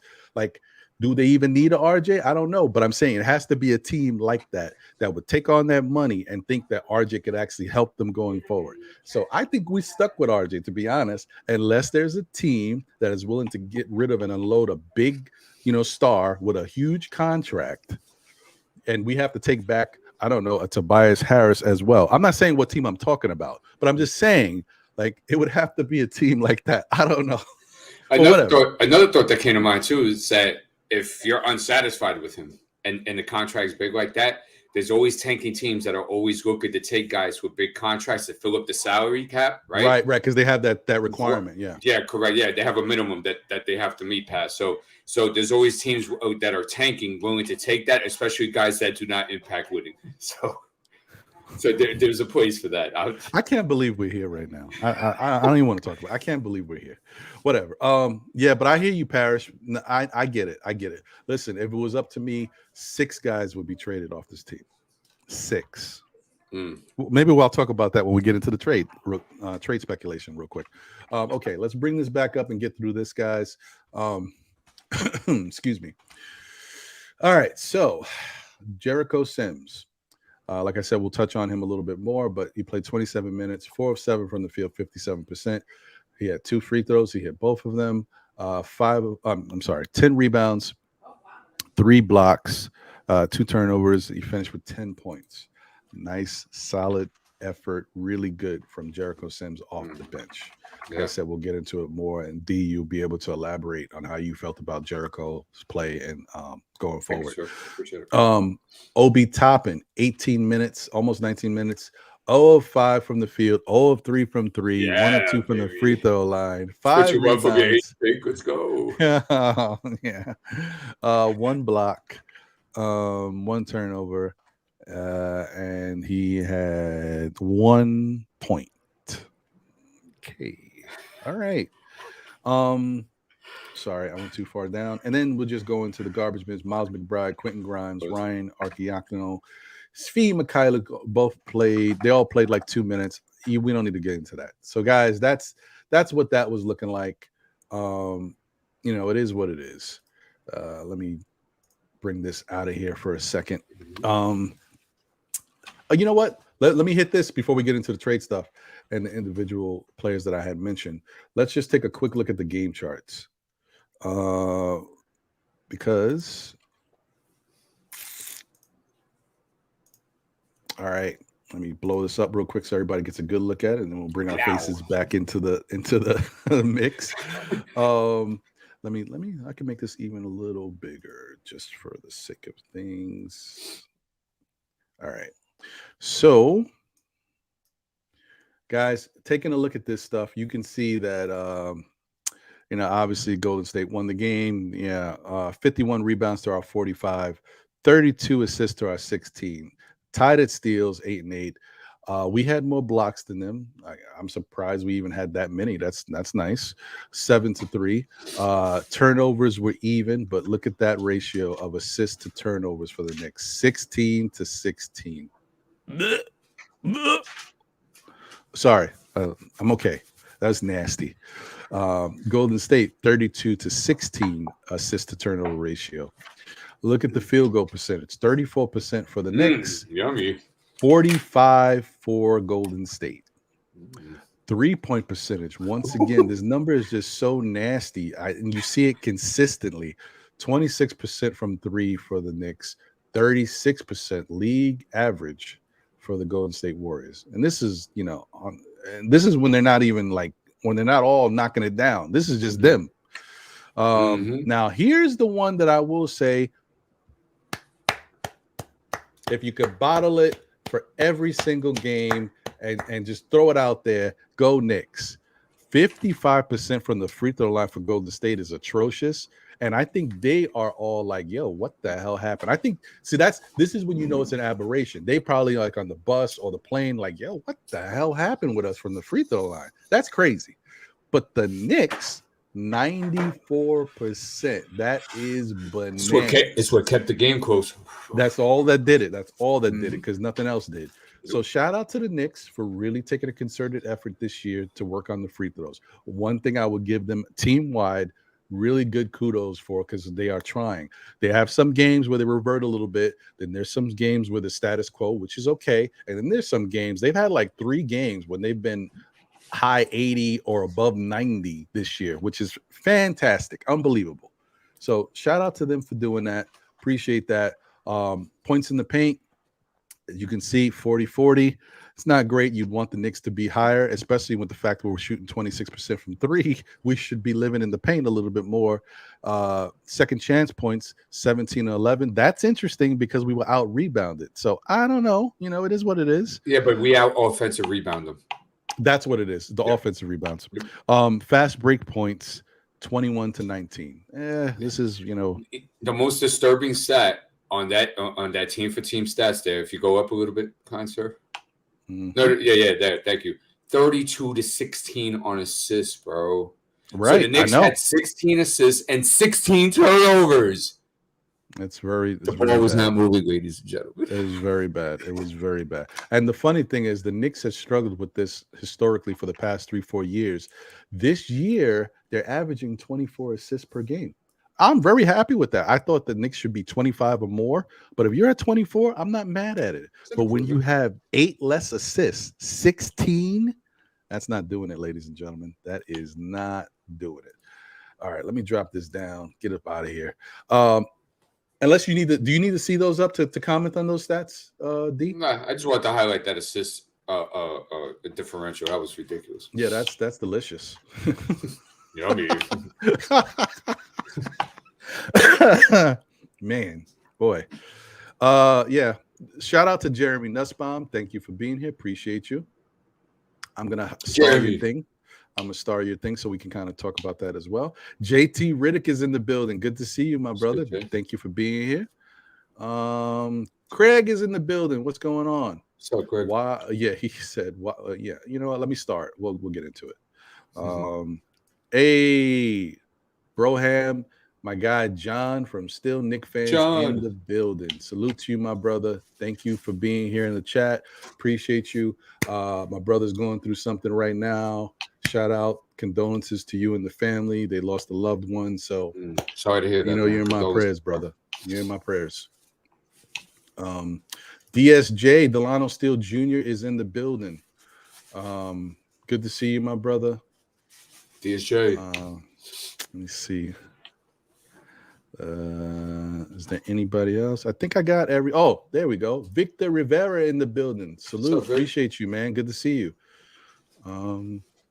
Hey, Stafford Don. More fire, rhythm beats. Bop, bop, bop. Don't let them fool ya. Okay, I'm done. What's up, Staff? What up, Staff? Good to see you, my brother. All right, guys. So we already know about the little trade rumors that has been happening. At least the trade, the trade speculation that's been going around, the inquiries about Rose and about IQ. My whole thing is, I think if there's an opportunity, should you give guys away? No.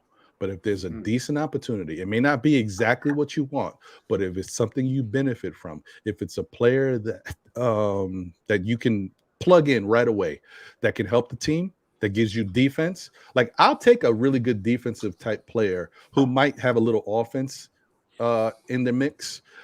But the fact is, and if they're a wing player, even better, that can help on that end, I would do that. If it takes the combination of Rose and Quickly to do it, I'm for it.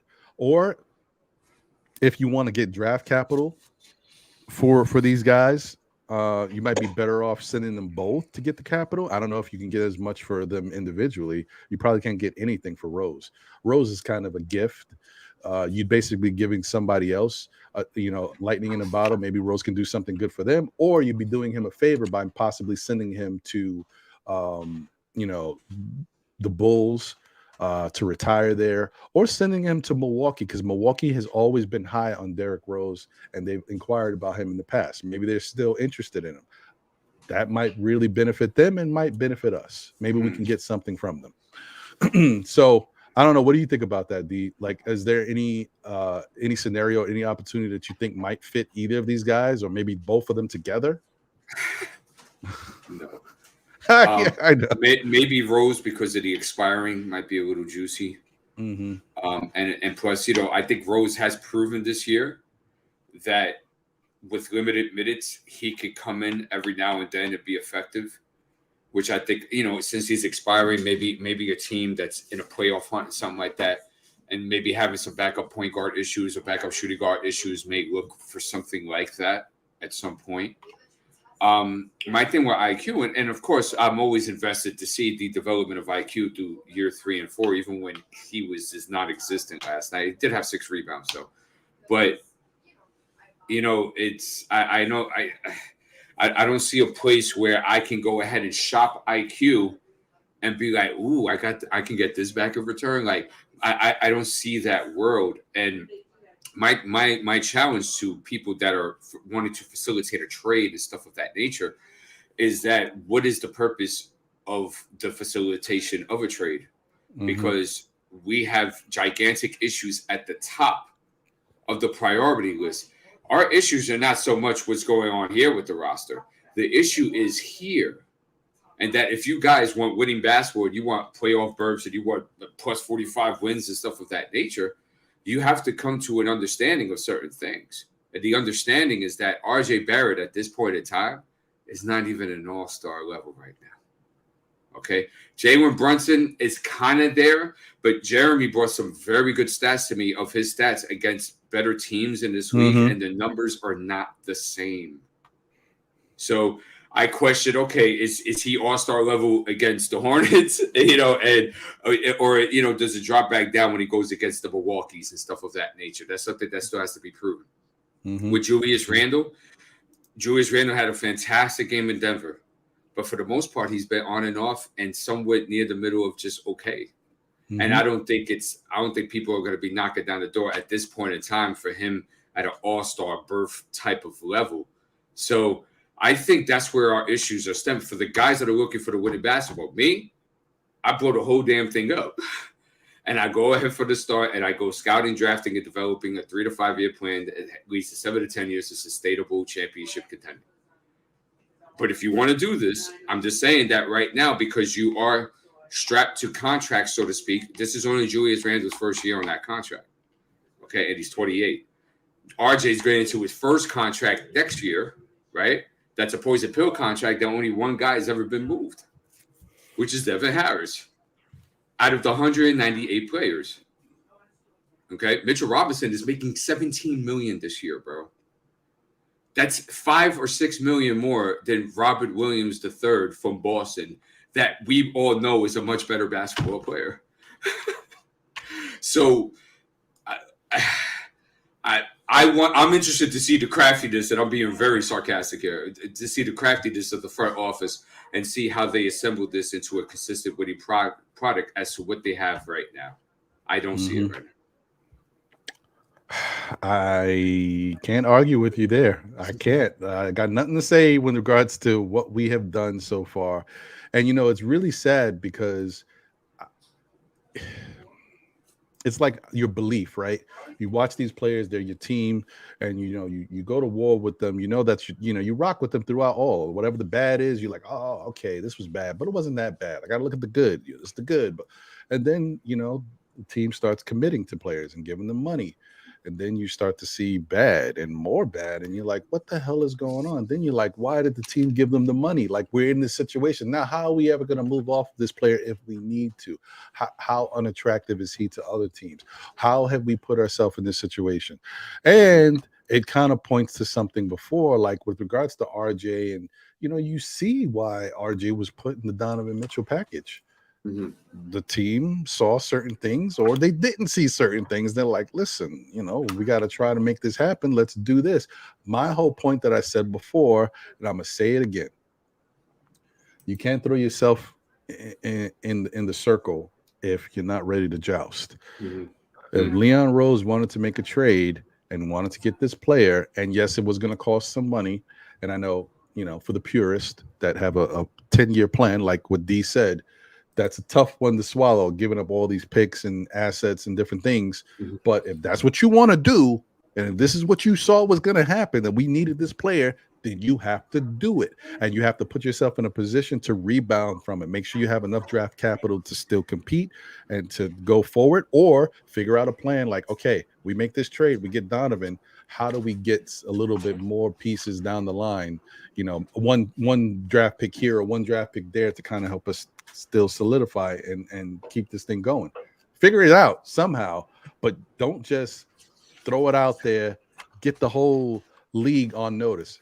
The old NBA was thinking Donovan Mitchell was going to be a Knick. Donovan Mitchell thought he was going to be a Knick, and Donovan Mitchell is not a Knick. Like, then you're in this situation. Now we got the situation where, which we don't know, that Shea Gilgeous-Alexander might be out there on the market eventually. He's not really out there now, even though people want him to be out there. He's not really, and he's playing good basketball, really good, maybe the best of his career. Yeah, it's not good. It's not good. And then that whole comparison, at one point, I know you guys have probably all seen the comparison between the no-face players, and we look at the stats, and one is really Donovan Mitchell, the other one's Shea, and they almost have the same exact stats. So when you're trying to trade for Shea, guess what that trade is going to look like? Almost the same exact trade that Donovan got, or even maybe, a little bit more, because Shea's been hot. So I don't know, guys. I'm just saying it's not looking good for these Knicks. I don't know how they're going to improve on this team. I definitely do think that they either have to blow it up or make a decision to go get yourself some type of star player that you can build with, because some of these guys, they're never going to be it. And you need something for this team to rally around. That's my take on that. But back to the Quickly and Rose thing. So I just think here's the other thing that maybe I'm just like, I'm glass half empty or glass half full. I don't know. I'm the negative side right now. If people are looking for Derrick Rose, then we need to get Derrick Rose off of this team ASAP Rocky, because Derrick Rose is an injury risk at any moment. And once Derrick Rose, knock on wood, goes down, all this trade rumor stuff and the inclination for him on their team is going to go bye-bye with it, because every injury could be the next bad injury. We don't know what's going to happen with Derrick Rose. So if he's healthy, get him out of here now. I'm not saying the same for Quickly. Quickly, you can kind of play around with. You may not want to trade him, but if you do, you could wait. Rose, I think we got to get out of here as soon as possible while he's still healthy. Hitch his wagon somewhere else and take advantage of it. What do you think about that? If you're going to move Derrick Rose, wouldn't now be a better time to do it before the other shoe drops? Wow, like another injury? Yeah. I'm not sure how that works, because as Andy told us, any side player for the offseason can't be moved to December 15th. Right. Which is a great point. So even if you could move Derrick now, you're limited on the options because of teams that are players that are side, whatever the case. So thank you for that, Andy. Appreciate that. Good point. But what I will say to your point is that, let's just say in a world he could be moved. Yeah, I agree with you that, you would want to take care of it as soon as possible and keep him on these limited minutes as well, and not overexert him, and see what you could get out of that. I can't imagine it to be too much. Don't forget, we did get him for just a second round pick that we gave up. And it might be something like that. unless the team is head over heels for Derrick Rose to back him up situationally, then. But yeah, that's where I'm at with that. Yeah, no, I just think that when it comes to him, it's addition by subtraction. I think getting Rose off the team at this point, unfortunately, I hate to say it, but I think it really helps because I just think they're so guard heavy. Now, granted, we're just watching another combo guard / small forward go down with a little groin injury, but even with that happening, you still got Grimes on the bench. You still got Fournier on the bench. Yeah, I know I said it. You still got Deuce on the bench. Like, there's still guys. So I don't think that if we traded Rose, even if it's for the most minimal amount, I think that would be one of those things that, you know, you do a favor for the player, but it helps your team in the end because it's one less spot. So we'll see what they do with that. I don't know. Now, with regards to what they can get back, if they were to trade Rose or quickly, if they're able to get draft capital, fine. But how much draft capital do you really need if you're not going to use it? See, this is when I get into my whole, I like the fact that they're acquiring these pieces, but how are they going to use these pieces? If they can't pull off a damn trade. It's the way to make the big move. Yeah, if they can't pull off the big move, what are we doing? My whole concern, I'm really concerned with the fact, D, and I know that you are a big proponent of acquiring draft capital and how it can benefit the team down the line for years to come.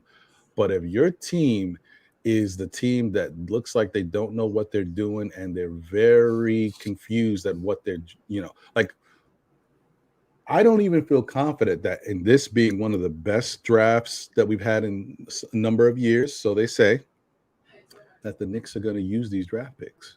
I don't even know if they will. I'm not confident. After what I saw last year, I'm not sure that they're going to even use these draft picks. I don't know what they're doing, D. So that's what concerns me. Why are you acquiring these draft picks? If one, you can't pull up the big trade. And two, I'm not sure you're going to draft these players. We might get into the draft once again, and we're like, oh, this guy looks good. We're going to do the draft analysis. We're going to break down all these young players. And then they're not going to draft anybody. They're going to see, oh, the Knicks traded back. They dropped from 12 to 24, and they've got 2 third rounders. There's not even a third round, but somehow they acquired a third rounder. Oh my God. A yacht, a freaking top of the line microwave. Yeah, I'm like, I don't know, bro. I'm not confident. I don't trust it. I'm so confused. If we do the draft shows and that stuff happens, that's a win for us anyway. So they can go ahead with that nonsense and foolishness. They'll give us more content to go ahead and kill them all. Yeah, we'll talk about good players that some other team can look at getting. Whatever, man. Shout out to It's Me. I see you. Appreciate you. Thank you for being here. Eddie F is in the building. Good to see you, my brother. Justin King is in the building. Salute. Thank you for being here. And my guy, get you on the screen. Ashley Wiz in the building. What's good? Salute. He said, I hope they would improve their perimeter defense against the best three-point shooters in the league, but I unfortunately knew they wouldn't. Yeah, I think we all kind of knew it, but we hoped. That's all you can do is hope, bro. But I hear you.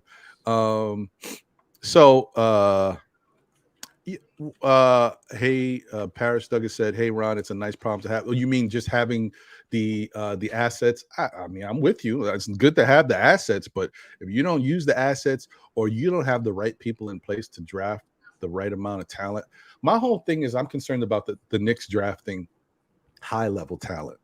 I think they do fantastic work in the second rounds. I think as much as we get on Mitch, as much as we get on Deuce, as much as we get on Jericho Sims at times, not now, but I'm saying in the past, for these guys being, late picks, they've been pretty good for their value from where we got them.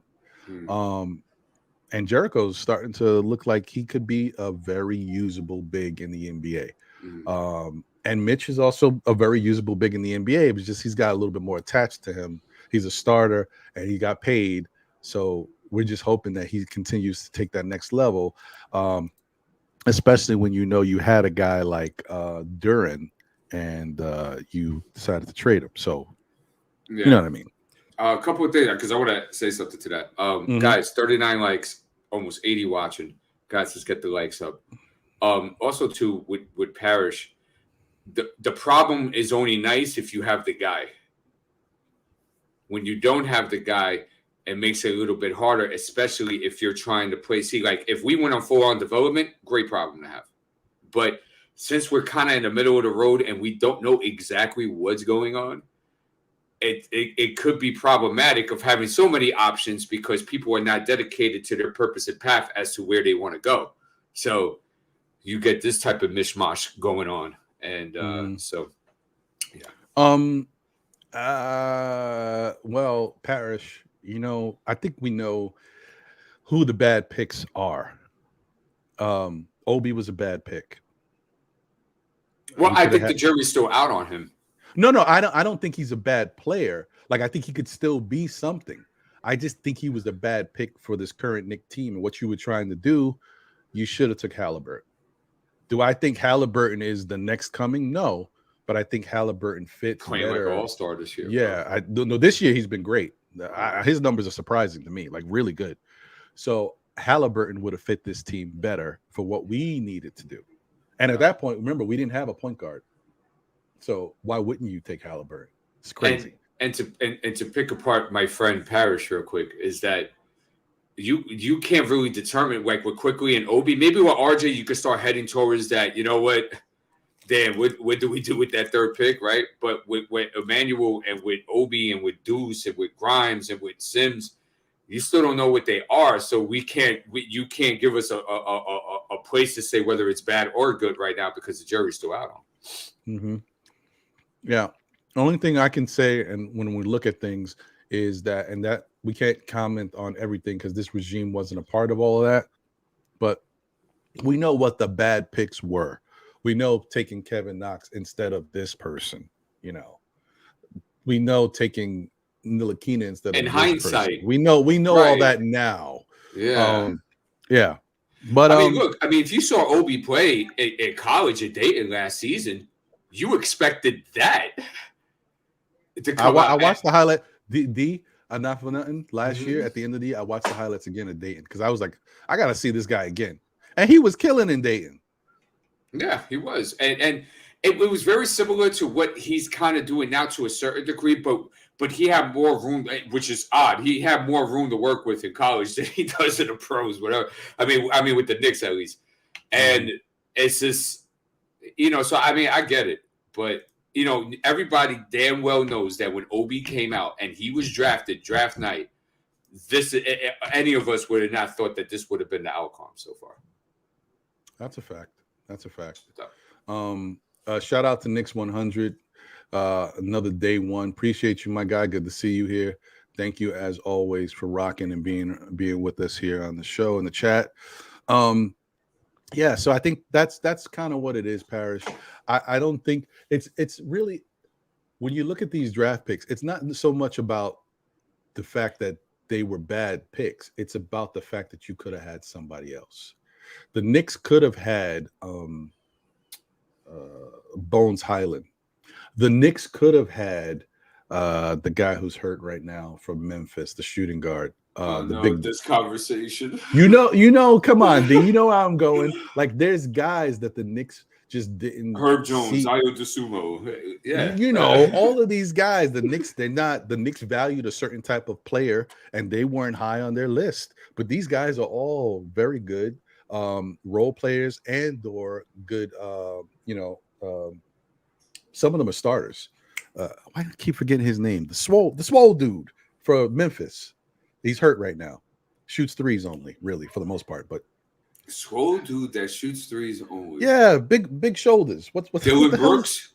No, the other one. Damn it. You awesome. Bain. Oh, Desmond Bain. Oh, yeah. Desmond Bain. Yeah. Desmond Bain. Like, come on, guys. Like, the Knicks just, they see a certain guy, and I don't know if this has to do. That was it. Jay Boogie said this, and I forgot. That was leading. It has to do with all of this. He was talking about how teams draft players to fit their systems and fit the team. What the hell were the Knicks doing? We've got an idea about certain players that the front office has, and then you got a coach that likes these type of players. It seemed like when the Knicks were drafting, we were drafting from both sides.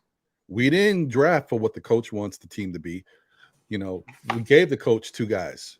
Here, you like Deuce, we'll give you Deuce. You like Grimes, we'll give you Grimes. These other guys, it seemed like they drafted for a young, you know, what the front office saw as potential and guys that they liked. The synergy didn't seem the same. So I don't know. Yeah. That's my opinion about it. I said that when I was actually watching the draft. I'm like, some of these players are interesting, but I was like, I don't know if this guy fits Tibbs' system. So then why is he like, what are we doing? I don't know. So 2 things. I'm sorry. I'm sorry. Oh, no. That was it. That was the guy. I just didn't know what they were doing.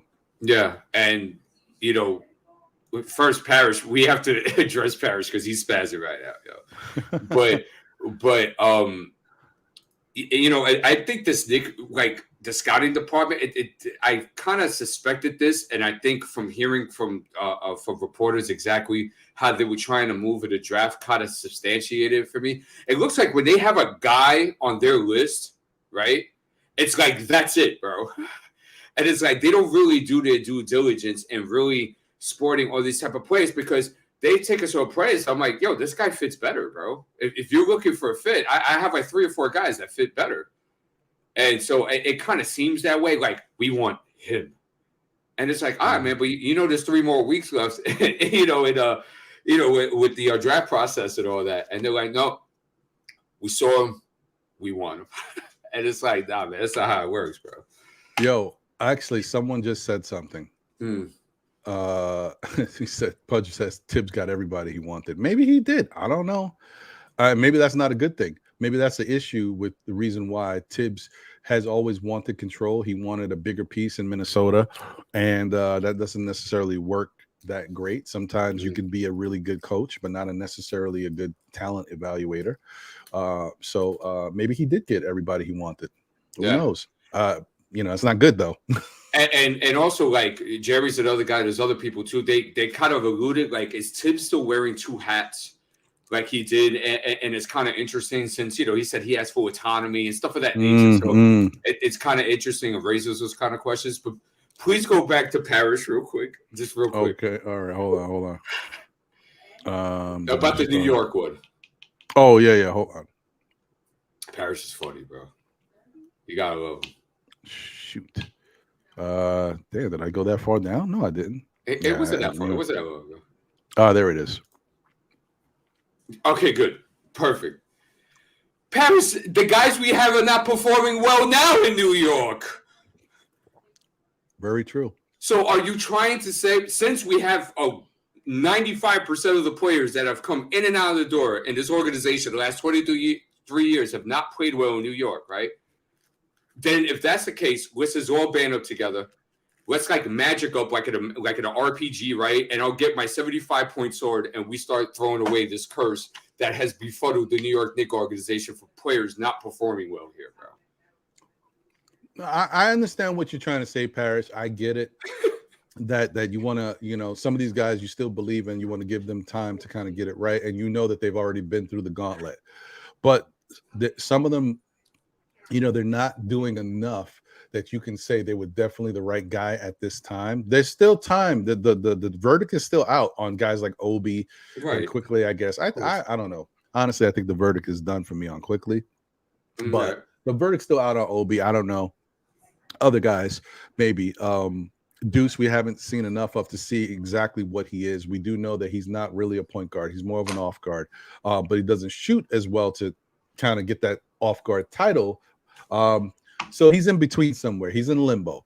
But I still think that if he got consistent minutes, I think his defensive effort and what he gave every night, some team would really benefit from, and they would see the value in him. Apparently, our Knicks aren't that team. But Craig said something. Hold on 1 second. Where is it? I started, didn't I? Yeah, you did, Ron. Good man. No, I didn't. I thought I did. Craig. Where the hell is it? I'm gonna get it. There we go. Craig said the Knicks are only draft sweet, pretty boy guys that are soft. And you know what? The reason why I'm highlighting this is because I think there is something to this. And I'm not saying the Knicks are trying to draft pretty boys or soft guys. What I'm saying is, I think the Knicks have made a concerted effort, and this is life, bro. This is life in baseball, football, basketball, most sports, but those three primarily.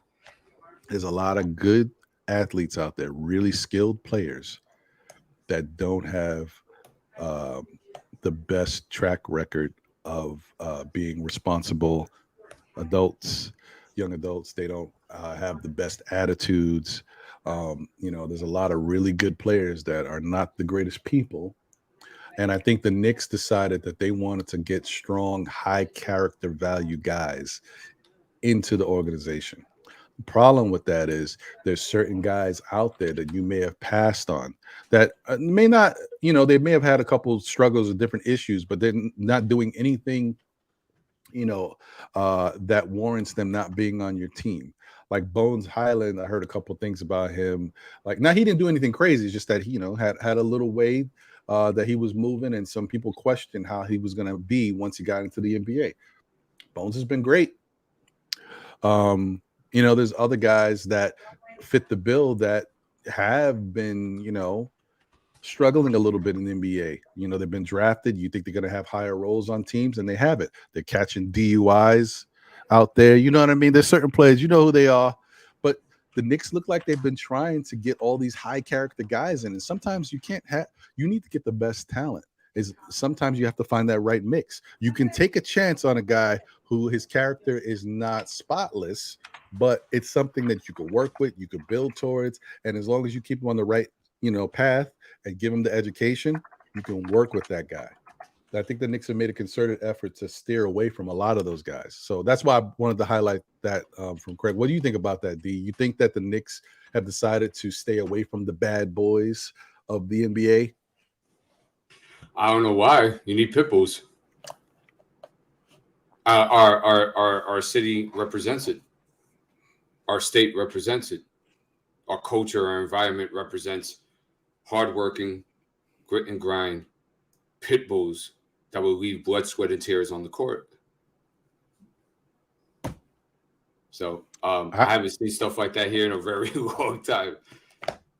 I hear you, bro. I just think listen, Craig might be like the makeup of these guys, and there's nothing wrong, but you can't have a bunch of guys who don't want to get into the fire, don't want to scrap it up. Look at how we overachieved, or at moments when we had Mook on the team. Mook is a pit bull. Sometimes he's a little crazy, but I like there was crazy. But you know what? There was some games.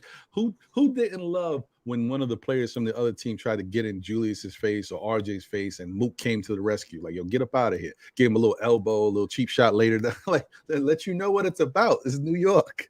Like, I mean, sometimes you need that. You need guys with fire in their belly. If anything, a guy like that, you would think Anthony Edwards.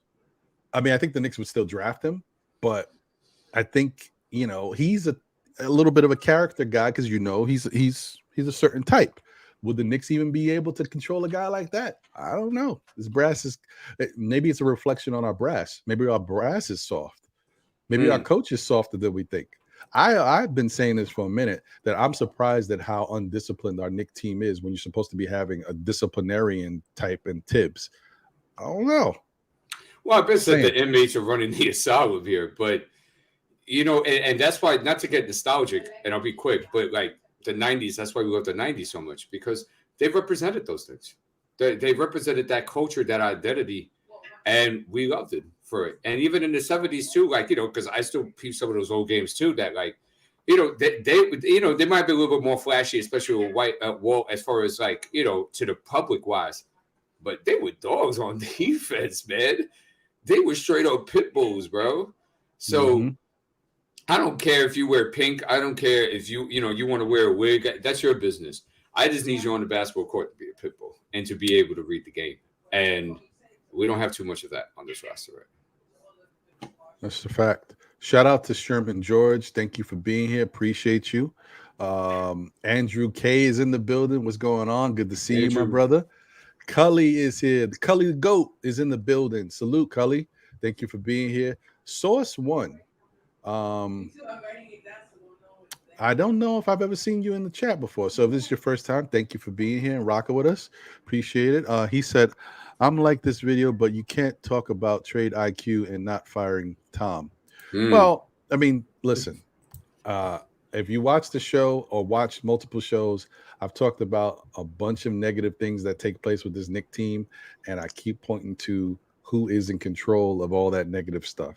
So I guess you would already know my feeling on Tibbs. I think we need to move on from Tibbs, but I still want to have every show talking about firing Tibbs when I've already made my feelings about it known. There's other things that we got to focus on too, because Tibbs is still here, and so being that he's still here, I got to talk about everything else that's happening. But I appreciate you, Source One. So definitely, yes, I'm with the whole trade IQ. As I said before, maybe you didn't hear it. I'm willing to trade 6 players on this team. I already know who they are. I'm not going to talk about it right now because there's no need. But 6 of these guys could go, and I would still fire Tibbs. Yes, that's what I would. Sounds like you're cleaning house, buddy. Yes, I am ready to clean house. I am definitely ready to clean house. Shout out to Quiet Money in the building. Salute to you. Appreciate you. Peace, Quiet. Nick Nation 112, where the players dwells in the building. Salute, my brother. Good to see you. Yeah. All right. So anyway, guys, let's get into a couple of these players. Hold on one second. Thank you for the generous super chat, Alan Alford. Appreciate you. He said a superstar was in our lap. Spider. We hold picks that mean nothing with our lack of development and coach. We overpay role players. Call it like you're gonna hear this the whole year. Call it like it is. You're gonna hear this the whole year. We're gonna be in March and still get stuff like this. This guarantee it. Facts, man. I don't know what to say about that. You nailed that one. Yeah, that's it's tough. It's bad. All right, guys. Let's take a look at a couple of these guys real quick. Start off with this gentleman. So Cam Reddish, and you know what? Let me put this up, guys, because we already went through the box scores of everybody. And if guys are just tuning in, maybe you missed it earlier. Let me put this up there, a little ticker for you guys to take a look at. There you go.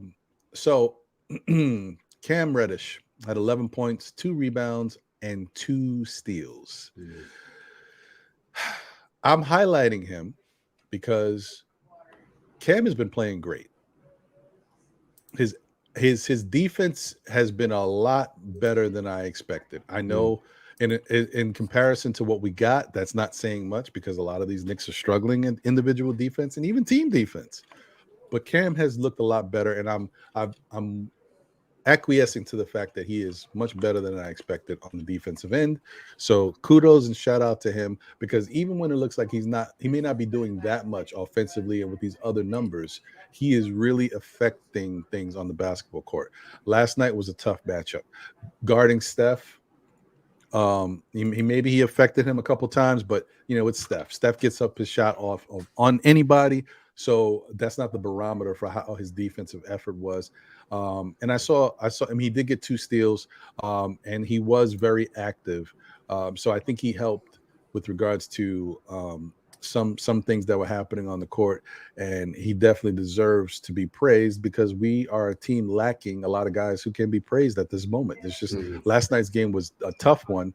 And, even Jalen Brunson, who finished with 13 points, 5 rebounds, and 4 assists, didn't have a good game, as far as shooting wise. He still did what Jalen Brunson does, but it was just not that great against Golden State. So what do you think about Cam and how he played, and what's his value been to the Knicks, especially in these last 3-4 games?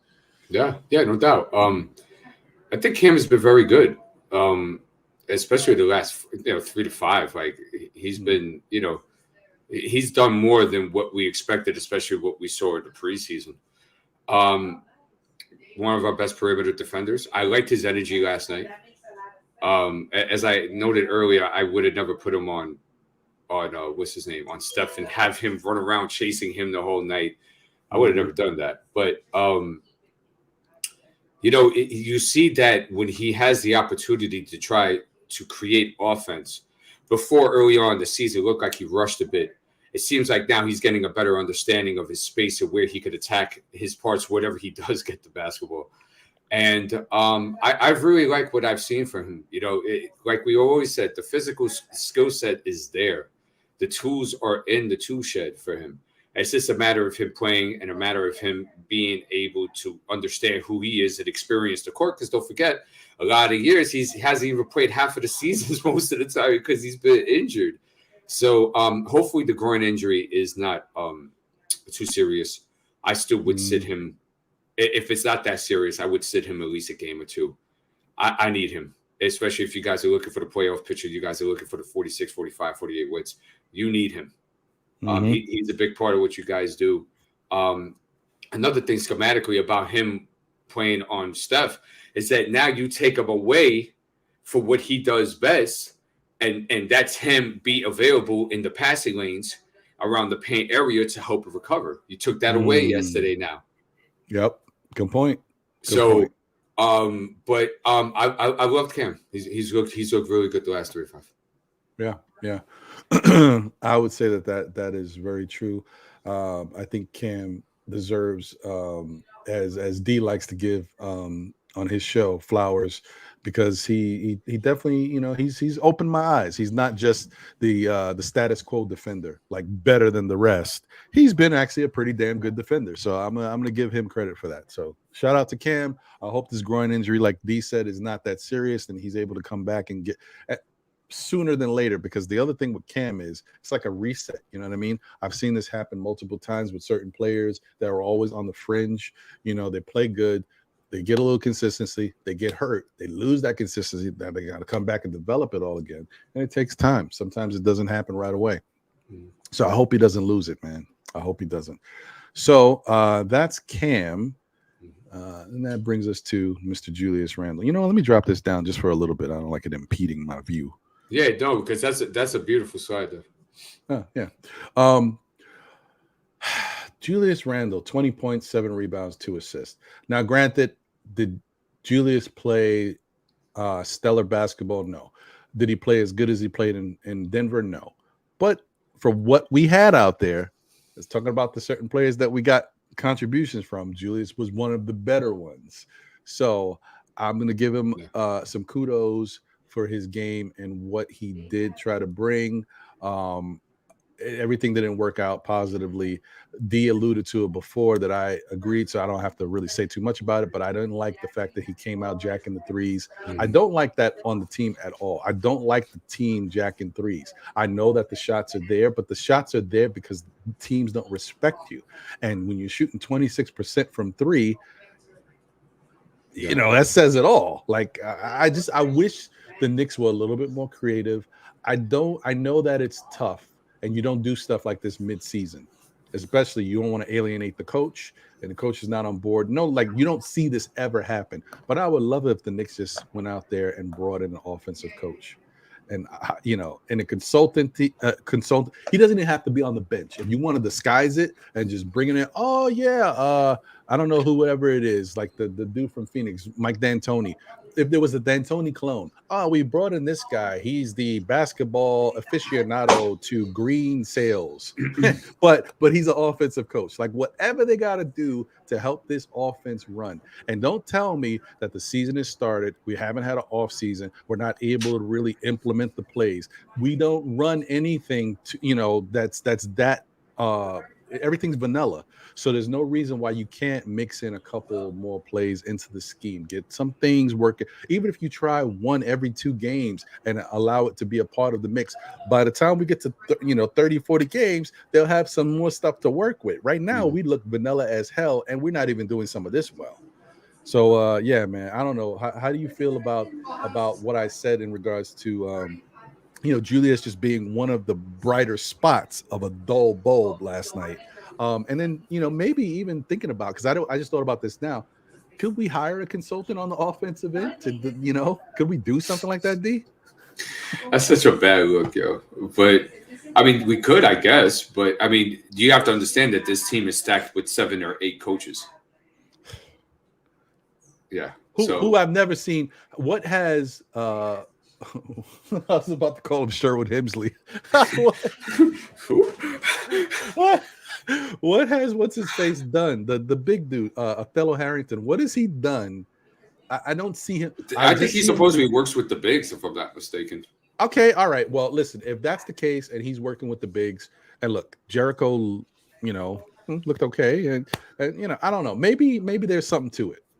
Continue, brother. My fault. No, you're good. With Julius, I thought I didn't like the way the whole starters came out in the beginning of that game. Let's just put it like that, and that's Julius included. But I know the stats were pretty well, and he wasn't bad yesterday. That's why I say he was okay. It wasn't really too much to gripe on. Like I said, my issue more, and I did see effort and stuff of that nature, so that's why I'm there. But like I said, my issue was schematically with how their game plan was as to how to defend these Golden State Warriors. I thought was the big issue. Julius was primarily on Green. If I was Tibbs, I would have had Julius roam around a little bit more. First, Draymond to be a jump shooter, like I would have done stuff like that. But he was solid. He was fine. He was okay. Yeah, I would say that's pretty much it. He was solid. He was okay. Better than a lot of the other guys that played last night, as far as what he was doing out there and how he contributed to the team. The DSJ said something that is not far-fetched to me. I actually would consider it. I don't think the Knicks would consider it, and I think the fan base wouldn't be on board fully. But at least you could do that in the interim role. If you fire Tibbs, a lot of people are pointing towards Brunson Sr. Or towards Johnny Bryant. I would not be opposed to giving the keys to Dice Yoshimoto. In the interim basis, I'd rather see what he can get out of these guys, because I think he's a interesting basketball mind, and I really, because we don't ever get to know, and these guys don't give them enough praise. I would love to know if some of the stuff we saw in the summer league was Dice, if he implemented certain wrinkles and things that Tibbs, I know he was running some of the Tibbs offense and stuff, but in the Tibbs defense, but what wrinkles did he lead? And that's why I wish that they would be a little bit more forthcoming with the abilities or benefits that these guys bring. But you never see it. This front office never talks about it. Leon Rose talked about the team going forward. Did he ever mention, and also I want to talk about, our great G League situation that we have going on, and also our summer league, and how Dice Yoshimoto, led the summer league to, led the team to a summer league championship and had them playing, Knick basketball. You just don't hear it. So whatever, it is what it is, man. I don't know, guys. So wait, hold on. So you're gonna go past Bryant, Daddy Brunson, and go to Yoshimoto? No, because I don't think any of them are the coach. So for me, it's just the interim until the end of the season. Yeah. I see. Okay. Oh yeah. No, these aren't going to be the coaches. Just if you fire Tibbs, you need an interim, because most likely you're not going to hire a replacement right away. So I would go with Dice and give him the opportunity. I don't know what Daddy Brunson is, and I'm concerned about the fact that Johnny Bryant is not a hot commodity out there, because it is what it is. Do you know Dice's role on the team, like what his title is? What is it? It's the assistant coach for player development. I kind of laughed a bit when I saw that.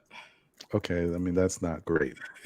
I'm just saying that's not great. All right, well, listen. I don't know, man. We are like we're in an interesting situation. Andrew Headed Fun Comedy says Dice would be a nice story, though.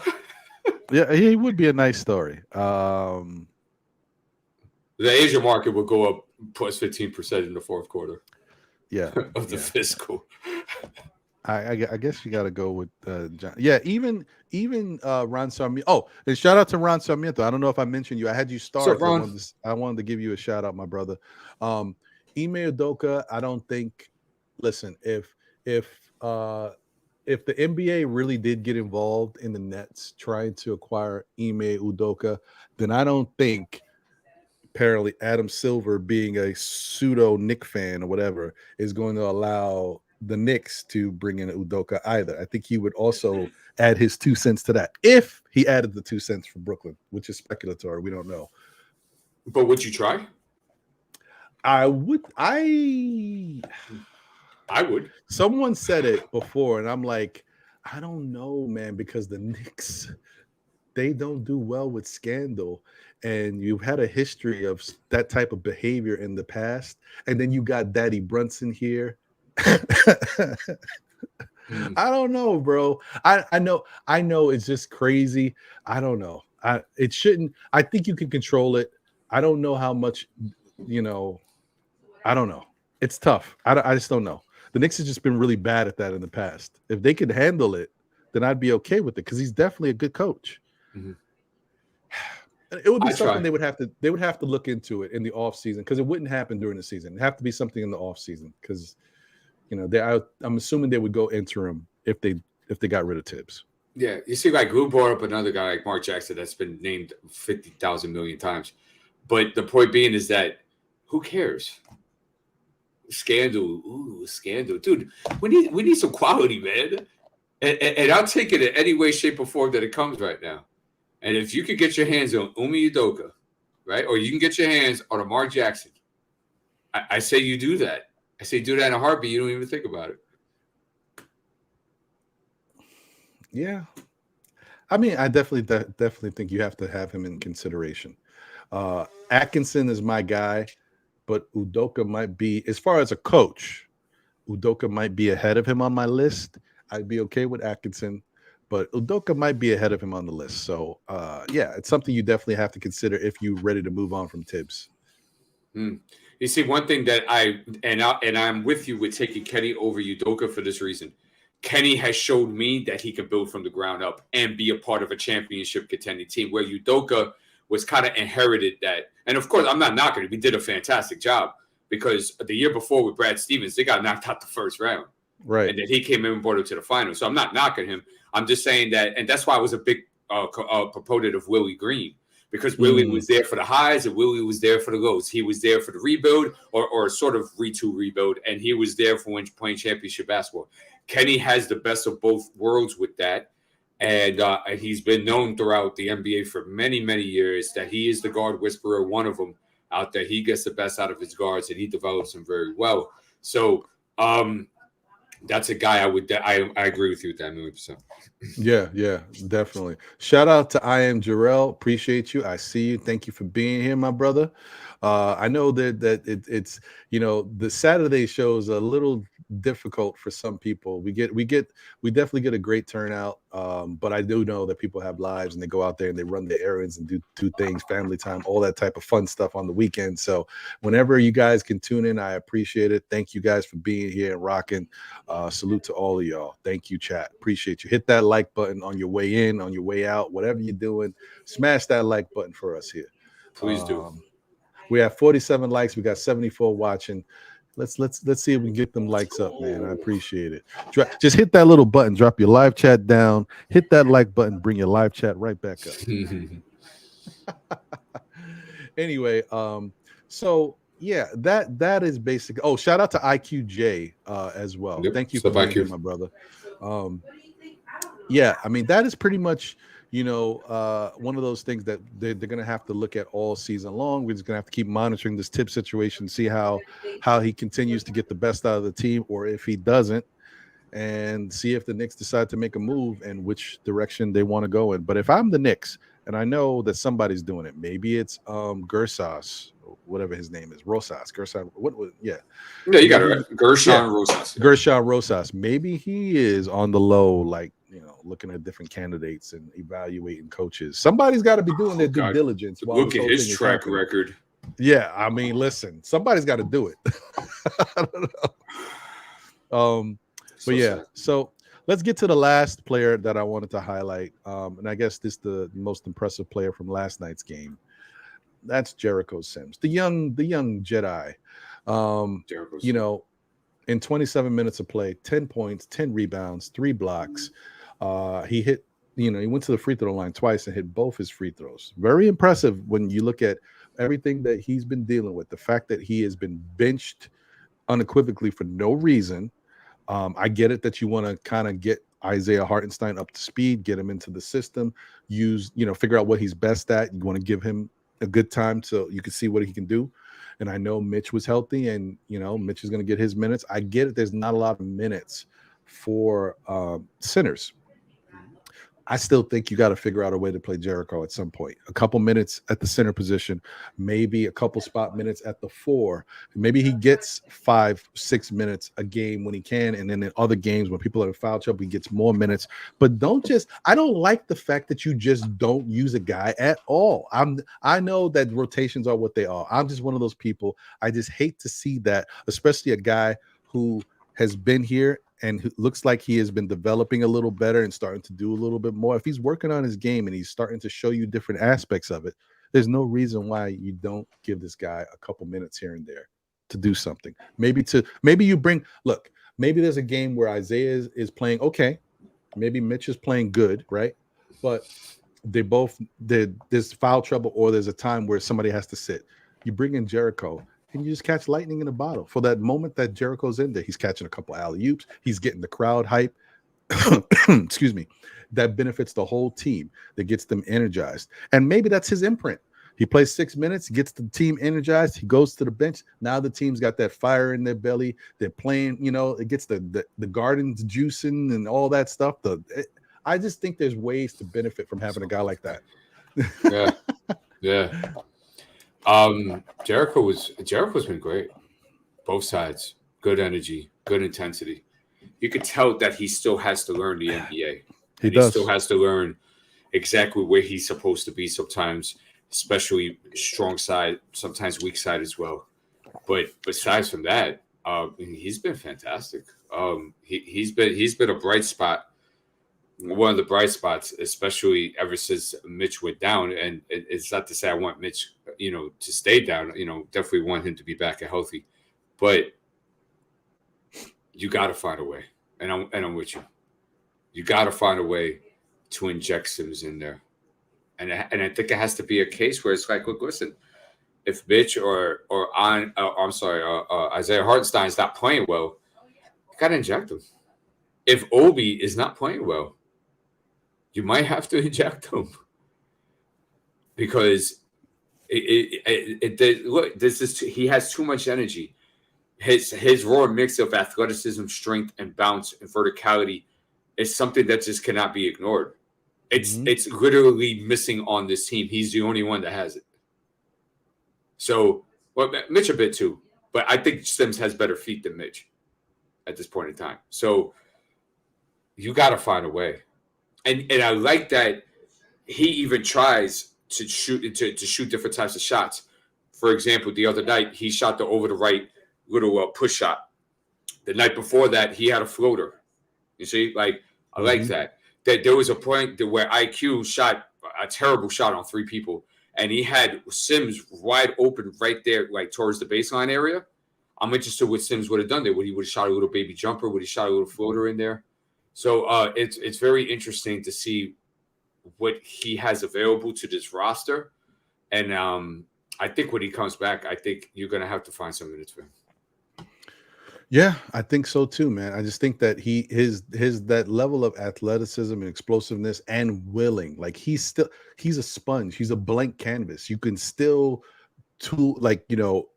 give him the tools that he needs to succeed and grow in the NBA. He's still, yes, he's learning a little slower than others. I will say that it takes Sims. You can just see his processing on the court. He's just a little slower than some others to pick up things. But once he gets it, he gets better. And over time, he continues to get better. It just takes him a little while. And sometimes he still doesn't know where to be, as D was alluding to. Sometimes he gets a little lost out there, depending on the team you're playing and what they're running. And what Tibbs is calling out. I don't know. Sometimes he's just a little slow to get it, but you can't make up for that raw athleticism and some of the things he can bring. And I just think the Knicks need to find a way to use whatever we got going that's working. We got to use it. Indeed. So Alan Alford had said, let me get this out of here now. Sims did work last season. Summer League, instead of giving him what he earned, they used those funds on Isaiah. Deuce is suffering sitting behind Rose. Now, don't get me wrong, guys. As much as I'm saying Sims needs to play and the Knicks need to give him a good look, he shouldn't be just relegated to the bench and not playing. I will say on the other end, we needed to try to bring in somebody like Hartenstein. I know some people aren't happy that you want more from Hartenstein. You thought it'd be doing even more of this or more of that, but Hartenstein does give us a little change of pace. We do need it. He is a very good passer. He can shoot that little floater in the mid-range that he doesn't do enough of because the Knicks don't put him in the best position. They didn't pass him the ball there as much. So there's certain things we can benefit from having iHeart here, and we need to see more of it. But the fact of having a Nerlens Noel, having a Mitch, having a Jericho Sims, these are all the same type of players. You got to break up the monotony. It was too much of the same thing. And even now, if you want to say having Mitch as the starter and then having Sims as the backup, that's fine. But you still need another player that you can inject that can break up the monotony. Even if we had like a stretch big that didn't even give us what Hartenstein gives us, if it was just a stretch big that could shoot the three, it's fine. I'll take my bruising and my rebounding and my toughness from Mitch and from Sims, and give me a guy, one of those big, tall, 6'10", 6'11" type centers that's not really a center but can shoot the hell out of the three. I'll take that too. You just need something to break up the monotony at certain points so we can get some offense from that position or get some passing, so the ball moves. A little change of pace. That's all I'm saying. We could have did that too. It didn't have to be iHeart. It could have been somebody who just shoots the three but is very tall. I would have been okay with that. As you can see, guys, look at the Utah Jazz. And I was really big on the Knicks figuring out a way to bring in Kelly Olynyk. We couldn't do it. I don't know why we couldn't do it. When you got the money and you've got the trade capital, there's no reason why we couldn't have been able to bring in Kelly Olynyk. Just saying. And Kelly Olynyk is balling for Utah. Yeah, he has been. Yeah. So, I mean, this is the things that we deal with as a Knicks team that, it just is what it is. And that's what worries me a little bit about the front office. It worries me about if they know how to pull the trigger on the right deals. Knicks haven't shown that they can make a good trade yet, have they? Say that again. I'm sorry. I said the Knicks haven't shown that they can make a good trade yet. No, with this current regime, because they haven't done it. No, and they haven't showed that they could construct a roster either. Mm-hmm. So we'll see, man. It's a lot to consider. And 2 trading deadlines, they didn't do anything. Very true. It's almost like, as people have said before, it's almost like Leon Rose is scared. He's scared of making the wrong move. But I'm not saying that's the case. I'm just saying that's the impression. But in your avoidance of pulling off the trade and pulling the trigger, what you're doing is giving money to guys and then later handicapping the team, because now you're looking at these guys like, I gave them money, but I don't know, man. Giving $100 million to RJ, it's tough because you get in that situation. How do you move him now if you need to? Giving that money to Mitch. Now, Mitch's contract is not horrible.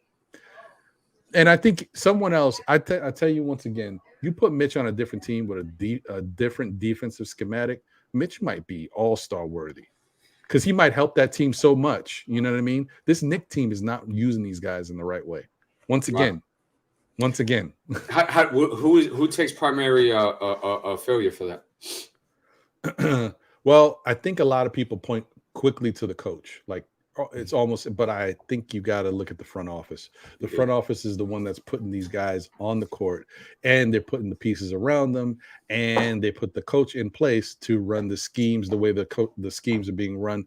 So it's the front office. It is. You can't avoid it, and that's why I just think that I'm more concerned about the fact that we're in a situation where we got a basketball product in the roster that is not quite what it should be. It's not an adequate roster for this team. You got a coach that is stubborn and runs different systems that aren't elaborate. They're very vanilla, and we're not even running those well, because maybe it's the personnel, I don't know, but they're not being run well.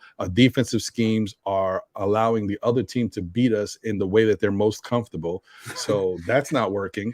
Then you got a front office that's put all this in place and not making the right moves, not making the right choices. They're giving money to people, they're scared to pull the trigger on trades, and then we're not even drafting certain players that are available to us, because we're not maybe doing our picture for what we look at the team, and that's front office wise, is not the greatest. So I don't know about you guys, but I'm gonna tell you right now, if you're really looking at this team, if Dolan had somebody around him that was really looking at this team, they would sit down with Dolan and say, look, dude, James, coach got to go. You got to get rid of a lot of this roster. And you might need to ship the front office out of here too and start all over again. That's how bad we really are. If anybody's really looking at things, that's how, and that's a whole reship. That's a whole rebuild. That's bad. That's a bad position to be in at this point. And I think, and I always say this on the show, like our fandom has to take onus and responsibility to kind of at least provide solutions to the many problems that we do have as well, and not just rely on front office after front office after front office, because it has been 2 decades, 23 years to be exact, of this nonsense and foolishness. I think it's time that we also start stepping in and gaining solutions for these many problems that we have. Agreed. Listen, Parrish, I know we're 500 in spite all of this, but if you look at the NBA standings, there's a lot of teams below us. The 76ers below us. There's other teams that are better teams. Even Miami's record was below our record up until yesterday. There's teams that just aren't playing well, and it's still early. We're not even at the 20-game mark. So I assume that we're going to be middling the pack the whole season, and then other teams that haven't been playing that well are going to start to step up. Injuries that they've had, they're going to start to get guys back healthy, and then you're going to start to see the distance start to happen between the Knicks, between other teams and the Knicks. But I hear what you're saying, Parrish. It's not like the sky is falling because we're playing 500 basketball. Despite all of this, I'm just telling you, I don't think it's going to get that much better. The way they're playing, the fact that they're not even playing good defense consistently with the defensive guru in Tibbs is just a horrible sign. I don't know how else you could look at it. It's just not good. It's not good. Shout out to Mark Butler. Appreciate you, bro. Thank you for being here. Go ahead, D. Yeah. And Parrish does want the removal of Tibbs, Randall, and RJ, if I'm correct. Yeah, I think he does. Yeah. So my question to you is that, do you still think that, say those elements are taken out and they start anew and abroad, because they would start anew and abroad, would you still think that they would be playing 500 basketball? No. No, I don't think they have. I don't think they have enough, and the guys haven't been. They haven't shown enough to show that they can step up. If you got rid of, say what you will about Randall, Randall's been stepping up. He has moments. RJ hasn't yet, so maybe that wouldn't matter as much. So I don't know. I think that one thing I will say is maybe they play better team ball. Maybe the ball is moving a lot. Guys are getting touches, and so they're getting out there on the fast break more because they're just running and gunning. They're not worrying about certain things in Tibbs' system. So maybe, I don't know. It's a possibility. Just as a team, maybe they play a little better. So then my next question to you is that, do you see this team more, as you see it right now, what you've seen through the first 16 games of the preseason, do you see this team well above 500 on a playoff berth? This current team? Yeah. No. So then we got gigantic issues. No, something would have, for this team to get there, something would have to change in this team. It would be Tibbs acquiescing and deciding to do something that we haven't seen him do, or Tibbs would have to be out of here, or the Knicks would have to make a trade. Because say we're not in that position, but say at the trade deadline, we were able to get Donovan Mitchell. Say none of this stuff happened in the offseason and Donovan was still available at that point, and we were able to get him at the trade deadline. That might infuse the team with enough that they could win some games just based off of the acquisition and some of these tight games having a closer. I was watching highlights of the game the other day. It was yesterday. Now Garland hit the big shot. and he finished with like 41, 42 points, and they won the game by 10. But Donovan Mitchell finished with like 36 points. And he also, you know, did what he does. So I'm just saying, like, it makes a difference. But, you know, dude, we're in a rough spot, bro. And if we were actually really looking at what needs to be done, the whole thing would have to be blown up. Yep. That is your best option. Yeah. But I could understand and sympathize why people would be like resistant to it, because they know it's a 3 to 5 year process. Yeah, and this team has looked like we've been rebuilding forever. Not these past 4 years, but prior to that, we were like in total rebuild mode with the Landry Fieldses and all of these guys. We've seen the product. We've seen the Langston Galloways. We've seen it all. So I get it. Fans are like, I don't want to see that, but you know, as I said before, like, but I think the difference and why people may be discouraged by that was that you had front offices installed that didn't fully commit to the 3 to 5 year plan. And they always jump ship about in between the second year or going into the third year. They would jump ship off it, and then you never got to see the full fruition of what that could have been. And look, you know, I'm not saying Kevin Knox would have been an all-star, but I'm just saying, like, for an example, Kevin Knox got cut off in his second year, bro. Yeah. So, you know, Frank, I think Frank was really pretty much out of it most of the time. So I'm not saying they would have ever became anything, and maybe would have gone back and say, wow, well, that was trash. But that's the reason why it's 3 to 5 years, because it takes time. And, you know, and I think that's the reason why people are reluctant for full rebuild, because it's based on what they see. What they don't probably understand is that they were trying to do a rebuild / retool. And the issue with that is that you don't have a guy like Dame Lillard, for example, where you can do something like that because you have a guy there. So you can kind of, you know, have the best of both worlds there, bring in a Jeremy Grant, but also draft for Shady on Sharp, you see? So there's a science to it, without a doubt. Yep, I agree. Big Lou says, Ron, will D. Mitchell and Tibbs has I see what you're saying. Basically, will D. Mitchell be what he is with Tibbs as the coach? And you feel no. Listen, we don't know. I think D. Mitchell is that good of an offensive player that despite whatever coach is out there, he'll be able to do his thing. But yeah, I think part of the thing that you have to look at too is roster construction can affect, the output of a certain player.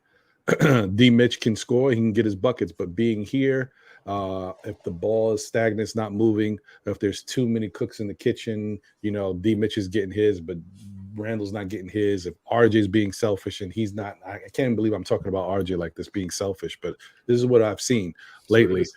And then Brunson being another cook, not that that's an issue, but there's a lot of cooks.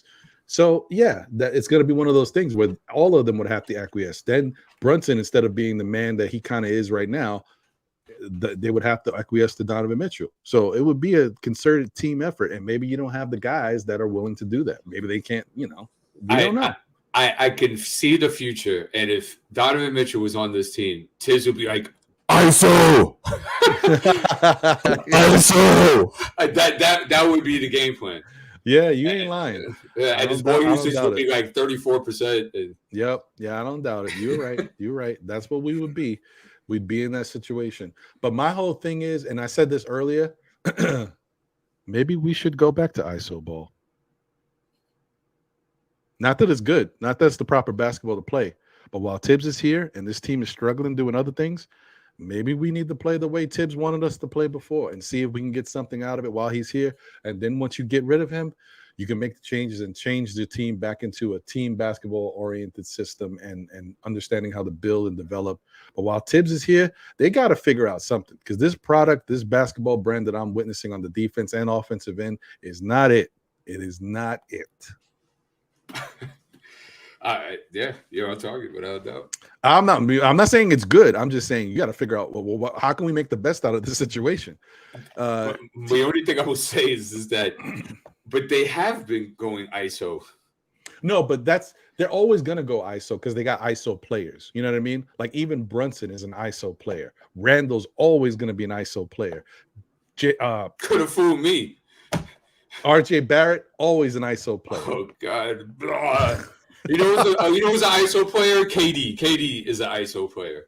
Like, I mean, that's of course he's in a different Are you tier. talking about effective and efficient? Yeah, ISO? I I know what you're saying. Right? I get it. Of course, got the you. tier is at a different stratosphere, but like, there's just certain guys that are just very good in ISO. Right. And I don't think none of the guys are a team. I think Jalen Brunson's decent. He has been decent throughout his career, but not like effective like that. It depends on the matchup for Jalen Brunson. With great ISO guys, it doesn't matter who the matchup is. They got to bring the double. Yeah. I mean, listen, this team is so bad. Would we be even worse if we had Melo here? Just saying. We're so bad right now. Offensively, we got so many issues. And let me tell you something. Melo's probably a better shooter than most of the guys on this damn team. I might much rather see Melo shooting them open threes from the corner than watching RJ do it right now. I bet you he knocks down half of them or a third of them in comparison to what RJ's doing and what the rest of we're shooting 26% from three. You telling me Melo can't shoot better than 26% from three? I know what I'm saying, but I'm just where I'm going, D. Yeah. I think Melo and Tibbs would be a nice mix. He does everything that Tibbs would allow. So. It's true. I don't know. If we're not playing defense anyway, might as well listen. Yo, is Jamal Crawford available? Like I don't know. Go get somebody. Yeah, man. It's just crazy stuff. Oh, yeah, guys. Also, RIP to Little Walter's background track. You guys know we tried to sneak something in there. If you really were paying attention, you know what it was. But apparently Universal Music Group has got us. So gonna have to just go with the regular sound of Little Walter dribbling and doing his little swish thing. No more of the Little Walter background music. Universal Music Group is not rocking with it. So I'm gonna get that up out of there. But Little Walter's still here to stay. We just won't have that nice little background track. Apparently they're not big on it. So thank you, Universal Music Group, for letting us know how you feel. Oh man, that sucks. Yeah, they get you after a while. Somehow that algorithm is strong, man. It gets you. They'll find you. Shout out to Worldwide L. Appreciate you. Thank you for being here. As always, I've already shouted out your show for the love of the game. But once again, number 4 OUR, love of the game. Check them out.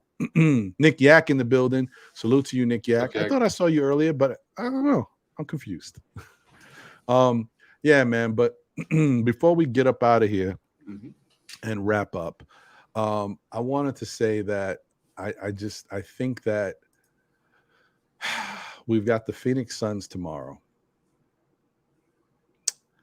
And I'm not feeling that confident about this game either. I think Phoenix probably plays better defense than any of the teams we faced so far in this road trip. Golden State historically plays better defense, but Golden State has been dealing with some issues. For whatever reason, they're not clicking on all cylinders. So we didn't even get the best of Golden State yesterday. But Phoenix has their moments where they still come out and they are really pest. They can be pest on the defensive end. And I think that we're going to have to worry tomorrow. I think it's going to be very interesting to see how the matchups work out. I think it really sucks that now Cam is down. So does that mean Grimes gets to play a little bit more? I don't think Tibbs is in love with the effectiveness of Grimes so far, just because, Grimes hasn't had a chance to really get up to speed with what they're doing. And I don't know if that's a good thing or a bad thing. Maybe the less Grimes knows, the better for him. I'm not sure. But I think this is going to be a tough one. I'm not sure if the Knicks can win tomorrow. There was a closet, like a small shot that I was like, maybe they could win last night. But the way the Warriors came out, moving the ball and hitting their shots, I knew it was over. In the first quarter, you knew it was over. So we'll see I guess we got to watch how the game plays out, how that first quarter looks. The Knicks have to be strong in that first quarter to keep the game within reach. And if they come out with a lead, even better. because sometimes in the third quarter when they come out in the half after the half, the Knicks kind of rest on their laurels and teams jump on them. So you want to stay as close as you can throughout the first half and even possibly have a lead going into the second half. What do you think about the matchup tomorrow with the Knicks versus the Phoenix Suns, D? And let me see if I'm going to bring up the numbers to see what they look like prior to how these guys play. Let's see. I'll wait for you to do that. Okay, yeah, hold on. I got it. There it is. Let me just share this.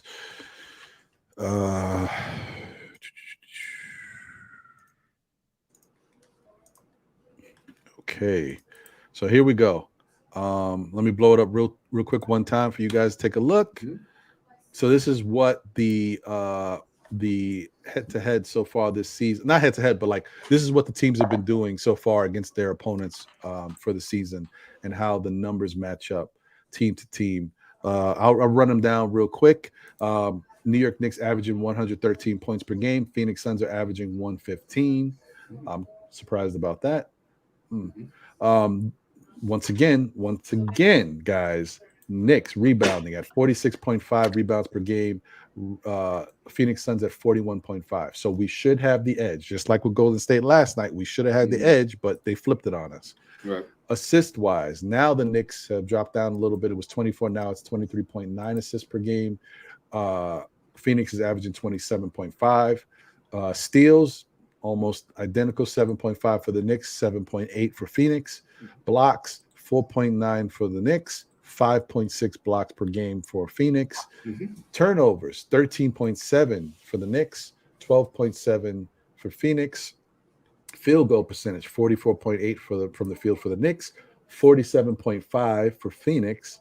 3-point percentage, this is not a shocker, 31.7% for the Knicks, 37.5 for Phoenix. And then free throw shooting, 79.8. Wow, Knicks are almost at 80%, guys. Check that out. And then 83.3% from the free throw line for Phoenix. Thoughts on this matchup? Is it cool if I go ahead and go to a couple more numbers? Yeah, definitely. Okay, just give me 1 second. I'll get that for you right now. Actually, you know what? Do I have let me see here. Oh yeah. Let me just look at the points in the paint too. Points in the paint for the Knicks, 55% for the season. Phoenix, 47%. Second chance points, 16.2 for the Knicks, 14.3 for Phoenix, and then fast break points, 15.6 for the Knicks, 12.9 for Phoenix. Right. Okay. Cool. All right. Thanks for that. Yep. You were mentioning about Phoenix's points per game.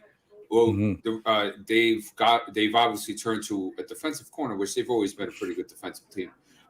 They're number 6 in the league in opponents' points at 108. Yeah. And they're 7th in assists.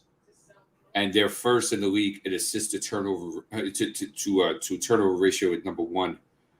And opponents assist to turnover, they're second.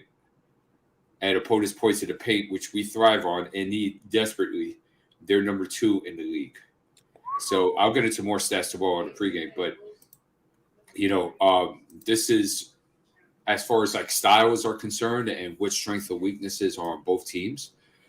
It doesn't seem like it's going to be a very good matchup for us. Don't want to call out and say what things are. Anything can happen at any time. As you know, I usually like to throw out different scenarios and stuff like that. Right. And I'll say that for a little bit more tomorrow. But listen, this is go to State. Forget the record. Go to State. It's the top tier team in this week. Forget the record. Okay. Phoenix Suns are, they're 5-5 in their last 10. They've missed Chris Paul, but Cameron Payne is playing out of his mind.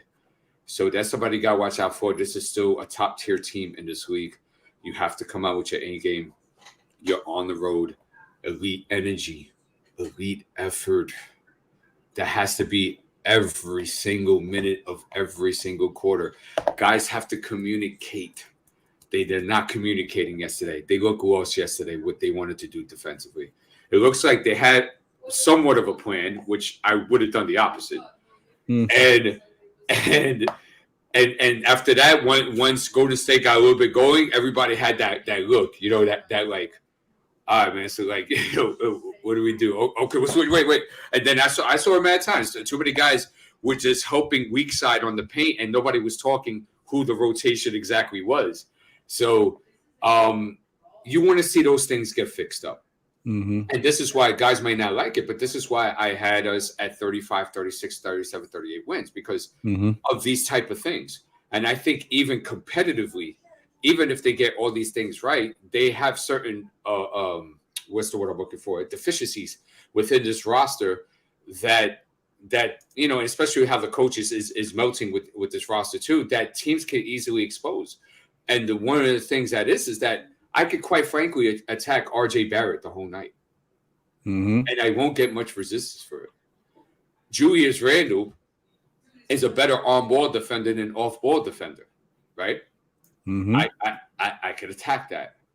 And I think not having Mitch is a big deal too, because although Mitch was in foul trouble a lot early and stuff like that, you still can't deny the paint presence and how much he was helping everybody earlier in the season when the perimeter defense was crap.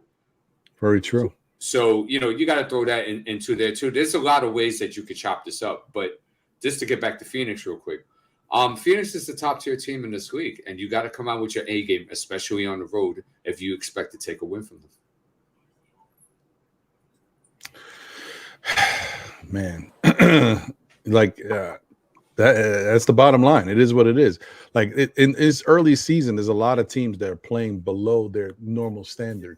But I have no question in my mind that after we get into the second month of the season. I'm not the second month, but like after the 20 game point, we get into 30 games. These teams will have fleshed out all of that bad play and be right back on the level that we expect them to be. Like I said, if you look at the NBA standings, the Knicks were above. Like when I looked before the game last night, they were above teams like Miami and teams like Philadelphia. That's not going to be the case. A few weeks from now, it just doesn't. That's not going to hold up because those teams just have better talent. They're the better run teams. You might even say they're better coach teams. So that stuff is all going to shake out. The early troubles and struggles that Golden State is having, maybe it's a sign that the team is getting a little closer to that end. This mix. Kerr was kind of alluding to it the other day, like we might not have that much time left. But don't get me wrong. When it's all said and done, by the end of the season, they will be fine. They will be right there and be poised to make another nice run in the playoffs.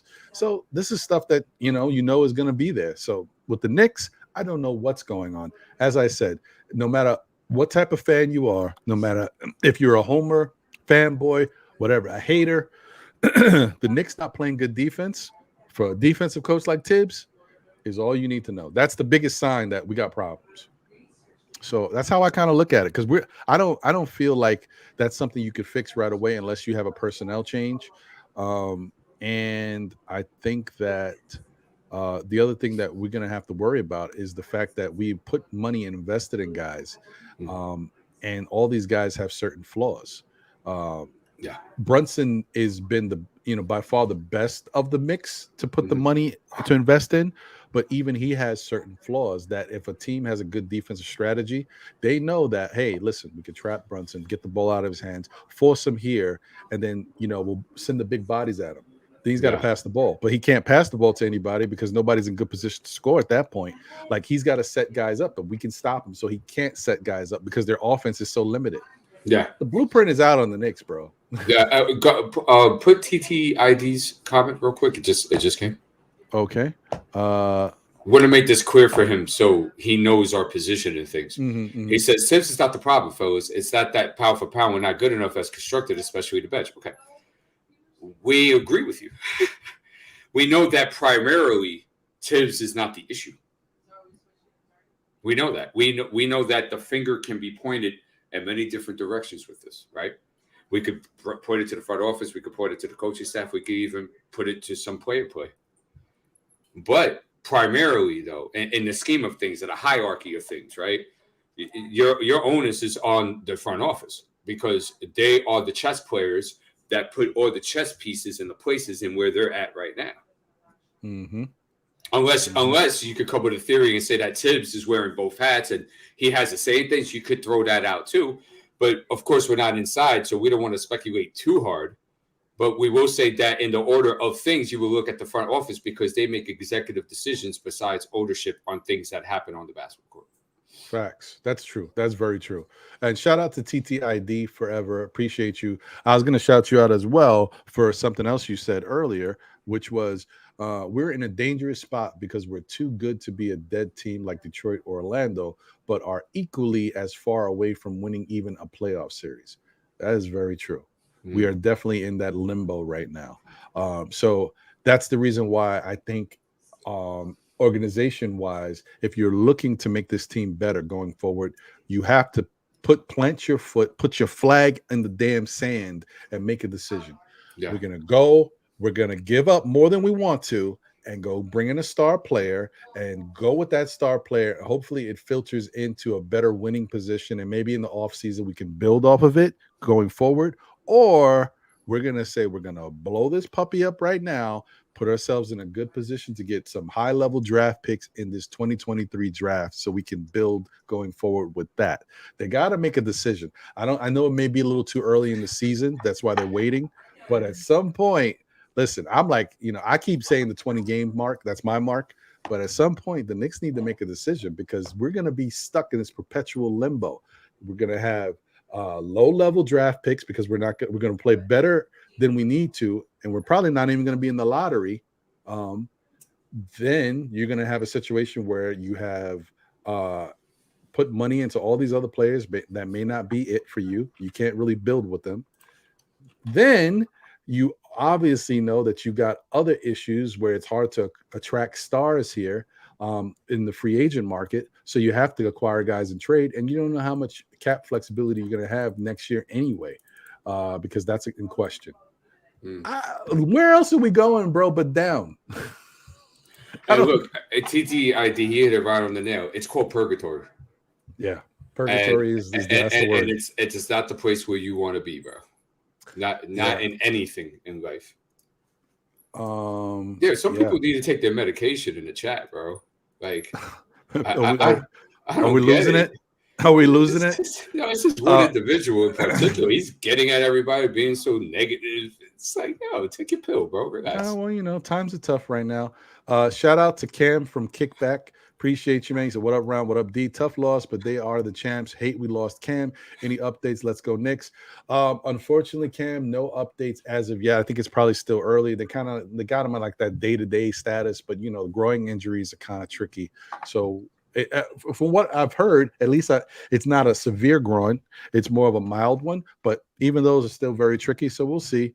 Ron Cleveland, man in the building. Salute to you. Ron, I'm dropping the link for you if you want to come in. We're about to kick off the show in a little bit, but if you want to get in and say some words and get your take on the game, by all means, brother, love to have you. William, all the way from Brazil, in the building. He said IQ will be traded so that Grimes can play, basically, is what you think. I think you're trying to say. And maybe that's the case. Maybe that is the case. I don't know. We're in a really wild spot right now.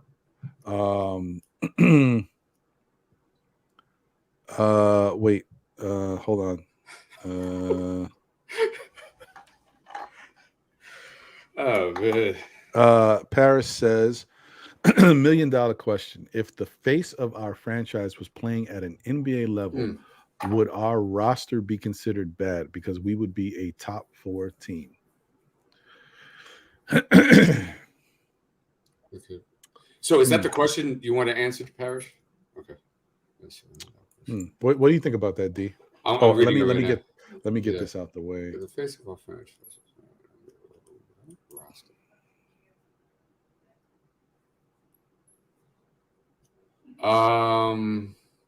So what do you mean at an NBA level? You mean like at an all-star level?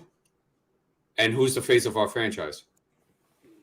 I guess he's speaking in hypotheticals. So like if Randall or who's the face? That's a good point. Is it RJ? Yeah, is it RJ?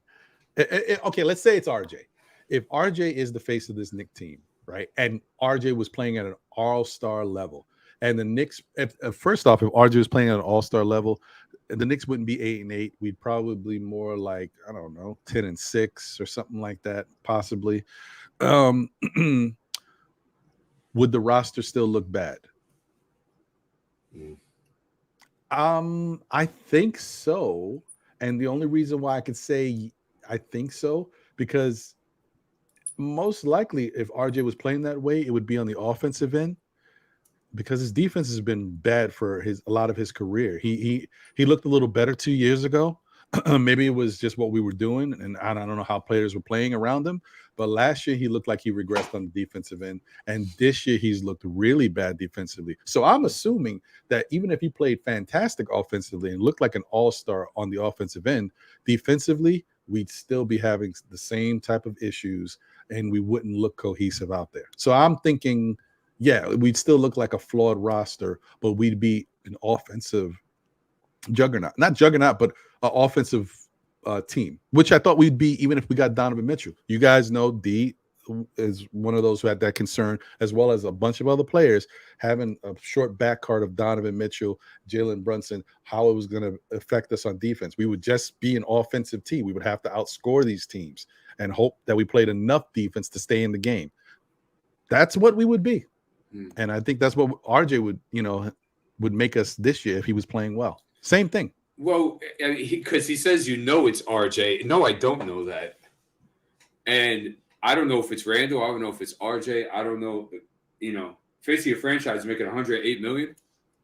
That's crazy.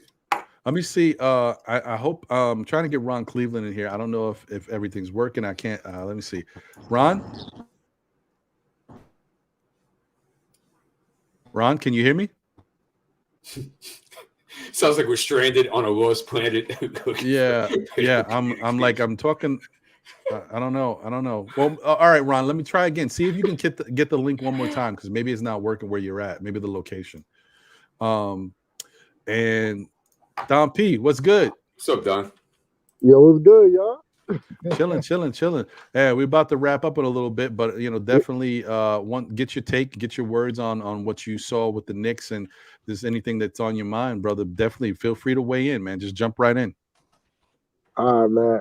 I'm gonna try my best not to be on a negative tip right now, but because I've been bashing RJ for a minute now, but what I would like to see though is just Tom Thibodeau just experimenting with different young players, see what we got. You know what I mean? What's the point of having Farron Hunt where he's not getting any minutes, especially when there's injuries popping up now? This is the best time to bring him up. See what we got. That might be a lightning in the bottle right there. We don't know that. We definitely know that he has athleticism that could translate to defense. Who knows? But I just wanted to pop up just to show you love, Ron. What up, D? What's up, P? How are you? What up, bro? Good to see you, man. Craig said, have you noticed that RJ is following in Randall's footsteps in regards to not doing any post-game interviews since he's been playing like trash? And that's not the word he used, but you know what I mean. Yeah, that's interesting. That's interesting. That's interesting. You know what, Ron? I just caught the last till end of your show, man. I don't know if you explained it earlier, but how you feel about what's going on with RJ? How can I to make it summarize it as good as possible? I think RJ is definitely playing really bad basketball. I think his IQ and the decision making has been horrible. I think prior to him getting sick with whatever illness he's dealing with, he was starting to come out of his shell. He was starting to play better offensively. He was still making the poor turnovers and the bad basketball decisions, so he wasn't cleaning that up as of yet. Last night's game in the second half, I thought he did a little better job at making the right plays, but these are plays he should have been making all along. So it's not high IQ plays, it's just good basketball like you're supposed to be doing. So I'd prefer to continue to see him grow with that. However, outside of all of that I just mentioned with RJ, I still blame Tibbs. I feel like someone's got to police these players on this team. Someone's got to police RJ. And RJ is the type that doesn't have that pit bull. He's not hugely vocal. He's not someone who gets angry on the court. So I'm not worried about him. I could tell RJ whatever the hell. As a coach, RJ, you're going to sit. That's it. And you deal with it. I don't care if you sulk, you get mad. You're not a pit bull. You're not the type that acts a certain way anyway. So what am I worried about? There's no reason why Tibbs shouldn't be policing and controlling what RJ's doing. So if RJ was sick, you take him out there in the Utah game, you have him play. He looked really bad. He looked horrible. All right, I sit him down. I'm okay with that. But I'm not just going to sit him for that game. If the dude is sick and he's not playing well when he's sick, then the Denver game, you're not playing. Take this one off, young fella. We'll work out there without you, and we'll figure it out. Hopefully, you're better for the next game against Golden State. That's what he should have did, and he didn't do. And then RJ looked like trash again. Then you get into the Golden State game. The guy has been sick the past 2 games. He hasn't showed you a good basketball product. So what do? You play him 40 minutes? Are you? When I was looking at it, I didn't even notice he played that much. That's the most ridiculous. I cannot believe that Tom Thibodeau played RJ Barrett 40 minutes last night. It's ridiculous to me. And this is why I get on Tom Thibodeau. He makes these bonehead moves and decisions that there's no rhyme or reason behind it. There's no sense why you would play a guy who's been struggling for the past few games and he's been sick. 40 minutes. What the hell are we doing? Somebody's got to make it make sense, because I can't understand it whatsoever. Julius usually eats up the minutes. RJ played almost 10 minutes more than Julius Randle, and he's sick, and he's been playing like trash. What are we doing? Leads the team in minutes too. Oh man, I don't know. I mean, I gotta play devil's advocate. What if? Because when I see RJ play, he don't look like he's a step slower. He don't look like he's any weaker. You know what I mean? I just think that the scouting report is out on him. The attention he got more attention than he used to have now. So, I mean, if he was a coach, how would you defend him, knowing his habits? Easily, he goes left. Right. No, I mean, but I'm not trying to make a joke out of it. But like, RJ is at this point, RJ is a very easy person to defend. He's getting blocked by guys who shouldn't. Braun blocked him in Denver the other day on his weak layup that he threw up there. Braun didn't have to really jump to block that shot. RJ threw up a little crappy layup. Like, RJ's not really forcing the issue. And then in the same game, I think, or was it last night? Excuse me if I confuse the 2 games. There was a point where RJ tried to make an aggressive cut to the basket. And he tried to dunk, and it got swatted. But I much rather see him do that a little bit more to kind of keep the defense on their heels. You got to be aggressive with it and you're not athletic, but you have to try to force the issue. Sometimes you get blocked. Sometimes you draw the foul. Maybe you even dunk on somebody. You have to do that. And RJ's not doing that. He's going up weak. I didn't mean to cut you off, Don P. I just wanted to throw that out there. No, not at all. You good, man. You good. But you was right about that, the Warriors thing. He was making the right basketball plays, at least from the time I was watching it. I couldn't watch it no more after the 3rd quarter. But he was making the right basketball plays in terms of dishing it out a lot more instead of just putting his head down and barreling through 3-4 defenders while you got 3-4 people open. So I can appreciate that. And that's all I want from RJ, is to have the presence of mind to just pass the rock sometimes. He brings a lot of gravity when he's driving to the rim. Why don't you just pass the rock to the open person and not worry about the points? Right. So that's just my takeaway from it. No, I hear you. And there's nothing, listen, I know sometimes, especially lately, than today, maybe it doesn't seem like it. RJ is still my favorite player on the Knicks. I do have loyalty and allegiance to the young fella. I want him to succeed. I like the guy, but he's just not showing me what we've even been used to seeing. That's the thing about RJ. You could say, oh, well, he's not getting better. Okay. I could be okay if he's still playing good like the way I saw him do before, but he seems to be playing worse. That's not good. We can't have that, especially now that you're the $100 million man. Ron, are you there? Can you hear us? I don't know. I don't think it's working, Ron, for whatever reason. I don't know where you're at. You might be not in a What's up, fellas? Oh, wait, there there it he is. is. Hey, What's What's up, Ron. Oh, fellas? uh-oh. You're breaking in and out, Ron. Oh, You this in is the my Matrix right impersonation now. time. You are in the Matrix. I don't know. Damn, Ron, I want to hear what you got to say, bro, but you are lost in the sauce right now, yo.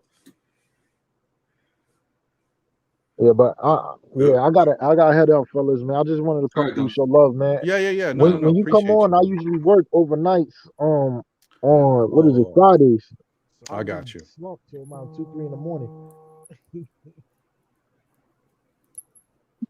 Yeah, I just got a call or whatever. But Okay. yeah, I might head out, man. I'm about to head back into work. Okay, man. Okay, P. Appreciate you, Don P. Thanks for rocking with us for a little bit, bro. All right, man. Well, yeah, man. We're about to get up out of here anyway. Yeah. Ron, I'm sorry that things couldn't work. We'd definitely love to have you on, man. I don't know what it is, man. I don't know why you got to be in the Matrix right now. We need to hear from Ron. Man. That's how I feel about not being able to hear from you. I'm like, man. TDID says our Knicks are in the Matrix too. Oh wow, you ain't lying, brother. We're somewhere right now. Anyway, he's trying to make one last ditch effort. If we can get 2 words out of him, that yeah, man. It's we'll try one last ditch effort to see if we can get Ron in here, see if we can say a couple things before we get out of here, and then we'll just call it a wrap, man. Definitely, I wish we could make it work, but sometimes, technology, man, it's life. Let's try this again. Ron? Transmission line 427. Ron, are you alive? Do you need assistance? Can you? Well, I can't even see your face, so I can't even say. Just whisper, mouth the words. I need help. Like I can't say anything, bro. I think Ron is I think it's a lost cause, sir. Oh wait. Oh, I hear some sound. Wait, hold on. Yo, fellas. Hey. Man, what's going on, man? What's going on with y'all, man? Let's go, We trying to find out what's going on with you. Hey, I'm in this car riding, trying to run GPS and trying to listen to y'all, man. You know what I mean? Hey, I'm gonna tell y'all right now, man. The Knicks in a bad place, man. That game last night, it was apparent, man. It felt like we was watching the Harlem Globetrotters playing against them whatever general team they play against. That's the way we was looking, trying to play with Golden State last night, man. Golden State was doing whatever they wanted to do. Yeah. RJ, I hear people talking about the sickness, man. He ain't been sick all season long. His game has regressed. It's ugly to watch. Right now, I'm of the mindset, and I have to say this, that guy in your chat, Knicks 100, man, this for you, man. I don't know what you talking about, but me with Cam and Obi, but he dogging them boys game up. I don't know what you talking about because you ain't been paying no attention to me. I've been saying for a while, Cam, my only problem with Cam is the injury, so get your facts straight, partner. And when it come to Obi, I've told people plenty of times how I felt about Obi. Go check the tape. Go listen to Blorange Tears. That's out of the way. So you want to know what my fix is for this thing? Knicks 100, blow it up. Blow it up because the Knicks ain't going nowhere. The rest of the season should be on finding out who they're going to keep because there's going to be a lot of changes with this team. We're going to be going through another rebuild, and you can book that. You know what I mean?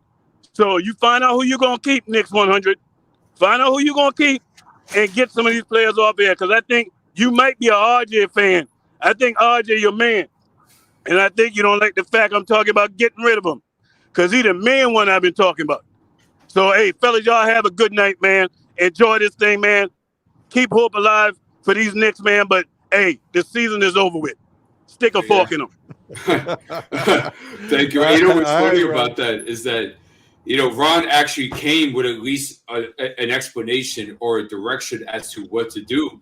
When that was asked to Mr. Knicks, he gave no answer whatsoever and then just spammed the chat with negativity on you, on me, on Rod. What a weirdo, bro. Take your pills, bro. Hey, man. Ron, thank you for being here, brother. Hopefully you have a great rest of your day. Get to where you got to go. Stay safe. Stay healthy, brother. Oh, damn. All right. So, I mean, listen, Last words. it is what it is, bro. Guys. So, D, Yeah. any last words? And also, shout out the show. Shout out what time you're going to be on tomorrow. The Yeah, usual. definitely. Yeah, thank you. I appreciate it. Ron, thank you for having me here. Thank you for being the conductor you are. You always do a great job. Tomorrow, guys, on at 12 for the pregame against who we play? Against the Phoenix Suns. Phoenix. Yeah, be there at 12, guys. We're gonna go ahead, break down the assessment with that. We're also gonna get into stuff with last night's game as well. We're gonna break down some film tomorrow. And I'm gonna show you guys why certain things happened the way they happened, and how defensive coverages and schemes should have been a little bit different and stuff. So we'll definitely look into that as well. Just say, thank you, Ron. Thank you to chat, guys. Without you, we're not here. So we definitely appreciate your insights, your thoughts, and perspectives and stuff like that. Your guys' weight is worth more than gold. I would say that every time. Thank you very much for everything, guys. Yeah, man. Echoing the sentiments, what D says. Thank you to the chat. You guys have been great. Appreciate you. Thank you for being loyal and rocking with me. I know there's, and then let me just say this real quick. Man, I've been meaning to do this. I'm gonna do it. I guess I'll do it the next show. I'm gonna get back into that once again. I want to give a shout out to some of the other content creators out there once again. I'll do it real quick. 2 seconds. Shout out to these content creators. Now, I know some of them you may not have seen from in a little bit. They've kind of, real life happens. Like, is that, for example, Hadouken, Sharon, he hasn't really been doing his show as much. He's a college student. He's got some stuff that he's got to worry about. So that's more important. But shout out to him. Shout out to Blorange Tears, Uncle Freezy and his network. Shout out to Nothing But Knicks Sim. Shout out to CT at Streets of Buzzin'. Shout out to Knicks and Bruises with Tony Crow. Sports Vibes with Keese and Stephen Foxy. Shout out to the Entertainer Talking Sports, my guy Chris. Shout out to For the Love of the Game, number 4 OUR, Love of the Game. Once again, appreciate them with Hard Will and Worldwide L. Shout out to Die Hard Knicks with my guy Eru. Guard Up Knicks with Apollo, Andre, and Rick the Ruler. Appreciate you guys. Real Talk with Sha Money and my guy Divine. Knicks Real Talk. Appreciate them. Salute to them. And also my guy KJW. I know he's been real busy with work, so he hasn't chimed in as much, but I'm always going to look at him as a part of that show. Shout out to Legion of Knicks with Guillermo. Good show. Appreciate him. Shout out to JD Sports Talk. He hasn't been doing as much sports talk stuff as he used to because he's been on KnicksFanTv with the franchise over there. But shout out to him. Clutch BBall TV with my guy Noah. Appreciate. Shout out to him. Shout out to Nick of Time show with my guy Jay Ellis. Ryan and now Lee, and then sometimes Raw Hebrew. Appreciate him and all his content over there. Shout out to the Queen's Court and also Dope Soul Sports Talk with Steph, the Queen. Appreciate her. Shout out to Knicks Film School with Jonathan Macri and the bunch over there. Thank you to him. And shout out to my guy Raw Hebrew for his show and his Knick content. Shout out to all these great content creators in our Knicks community. I just wanted to do that real quick because it's been a minute and I keep having it on my to-do list and I forget. So, guys, once again, thank you for being here. Shout out to the chat. Thank you guys as always. You guys are great. Even when you're not, you're still great. We appreciate the feedback. We go back and forth. Thank you guys for being here. This was a great show. Have a great rest of your Saturday. Hopefully the Knicks win tomorrow against Phoenix. It's going to be a tough uphill battle. But I think that, it all depends on how the Knicks come out in that first quarter and how the defense looks. So we'll see. Shout out to Long Island Sound. I see you. Appreciate you, my brother. Good to see you. So as I always say, still Knicks fans, tell a friend who tells a friend who tells another friend, still Knicks fans. We'll be back again. You'll see us. So check us out on Monday, 9 p.m. for the SKF Weekly, Thursday for the NBA report on Nothing But Knicks at 8 p.m. on back again over here on Know the Ledge at 11 a.m. on Saturdays, man. So appreciate you guys. Take care. Have a great rest of your Saturday. And let's go Knicks, man. Let's go. We out of here. Let's go.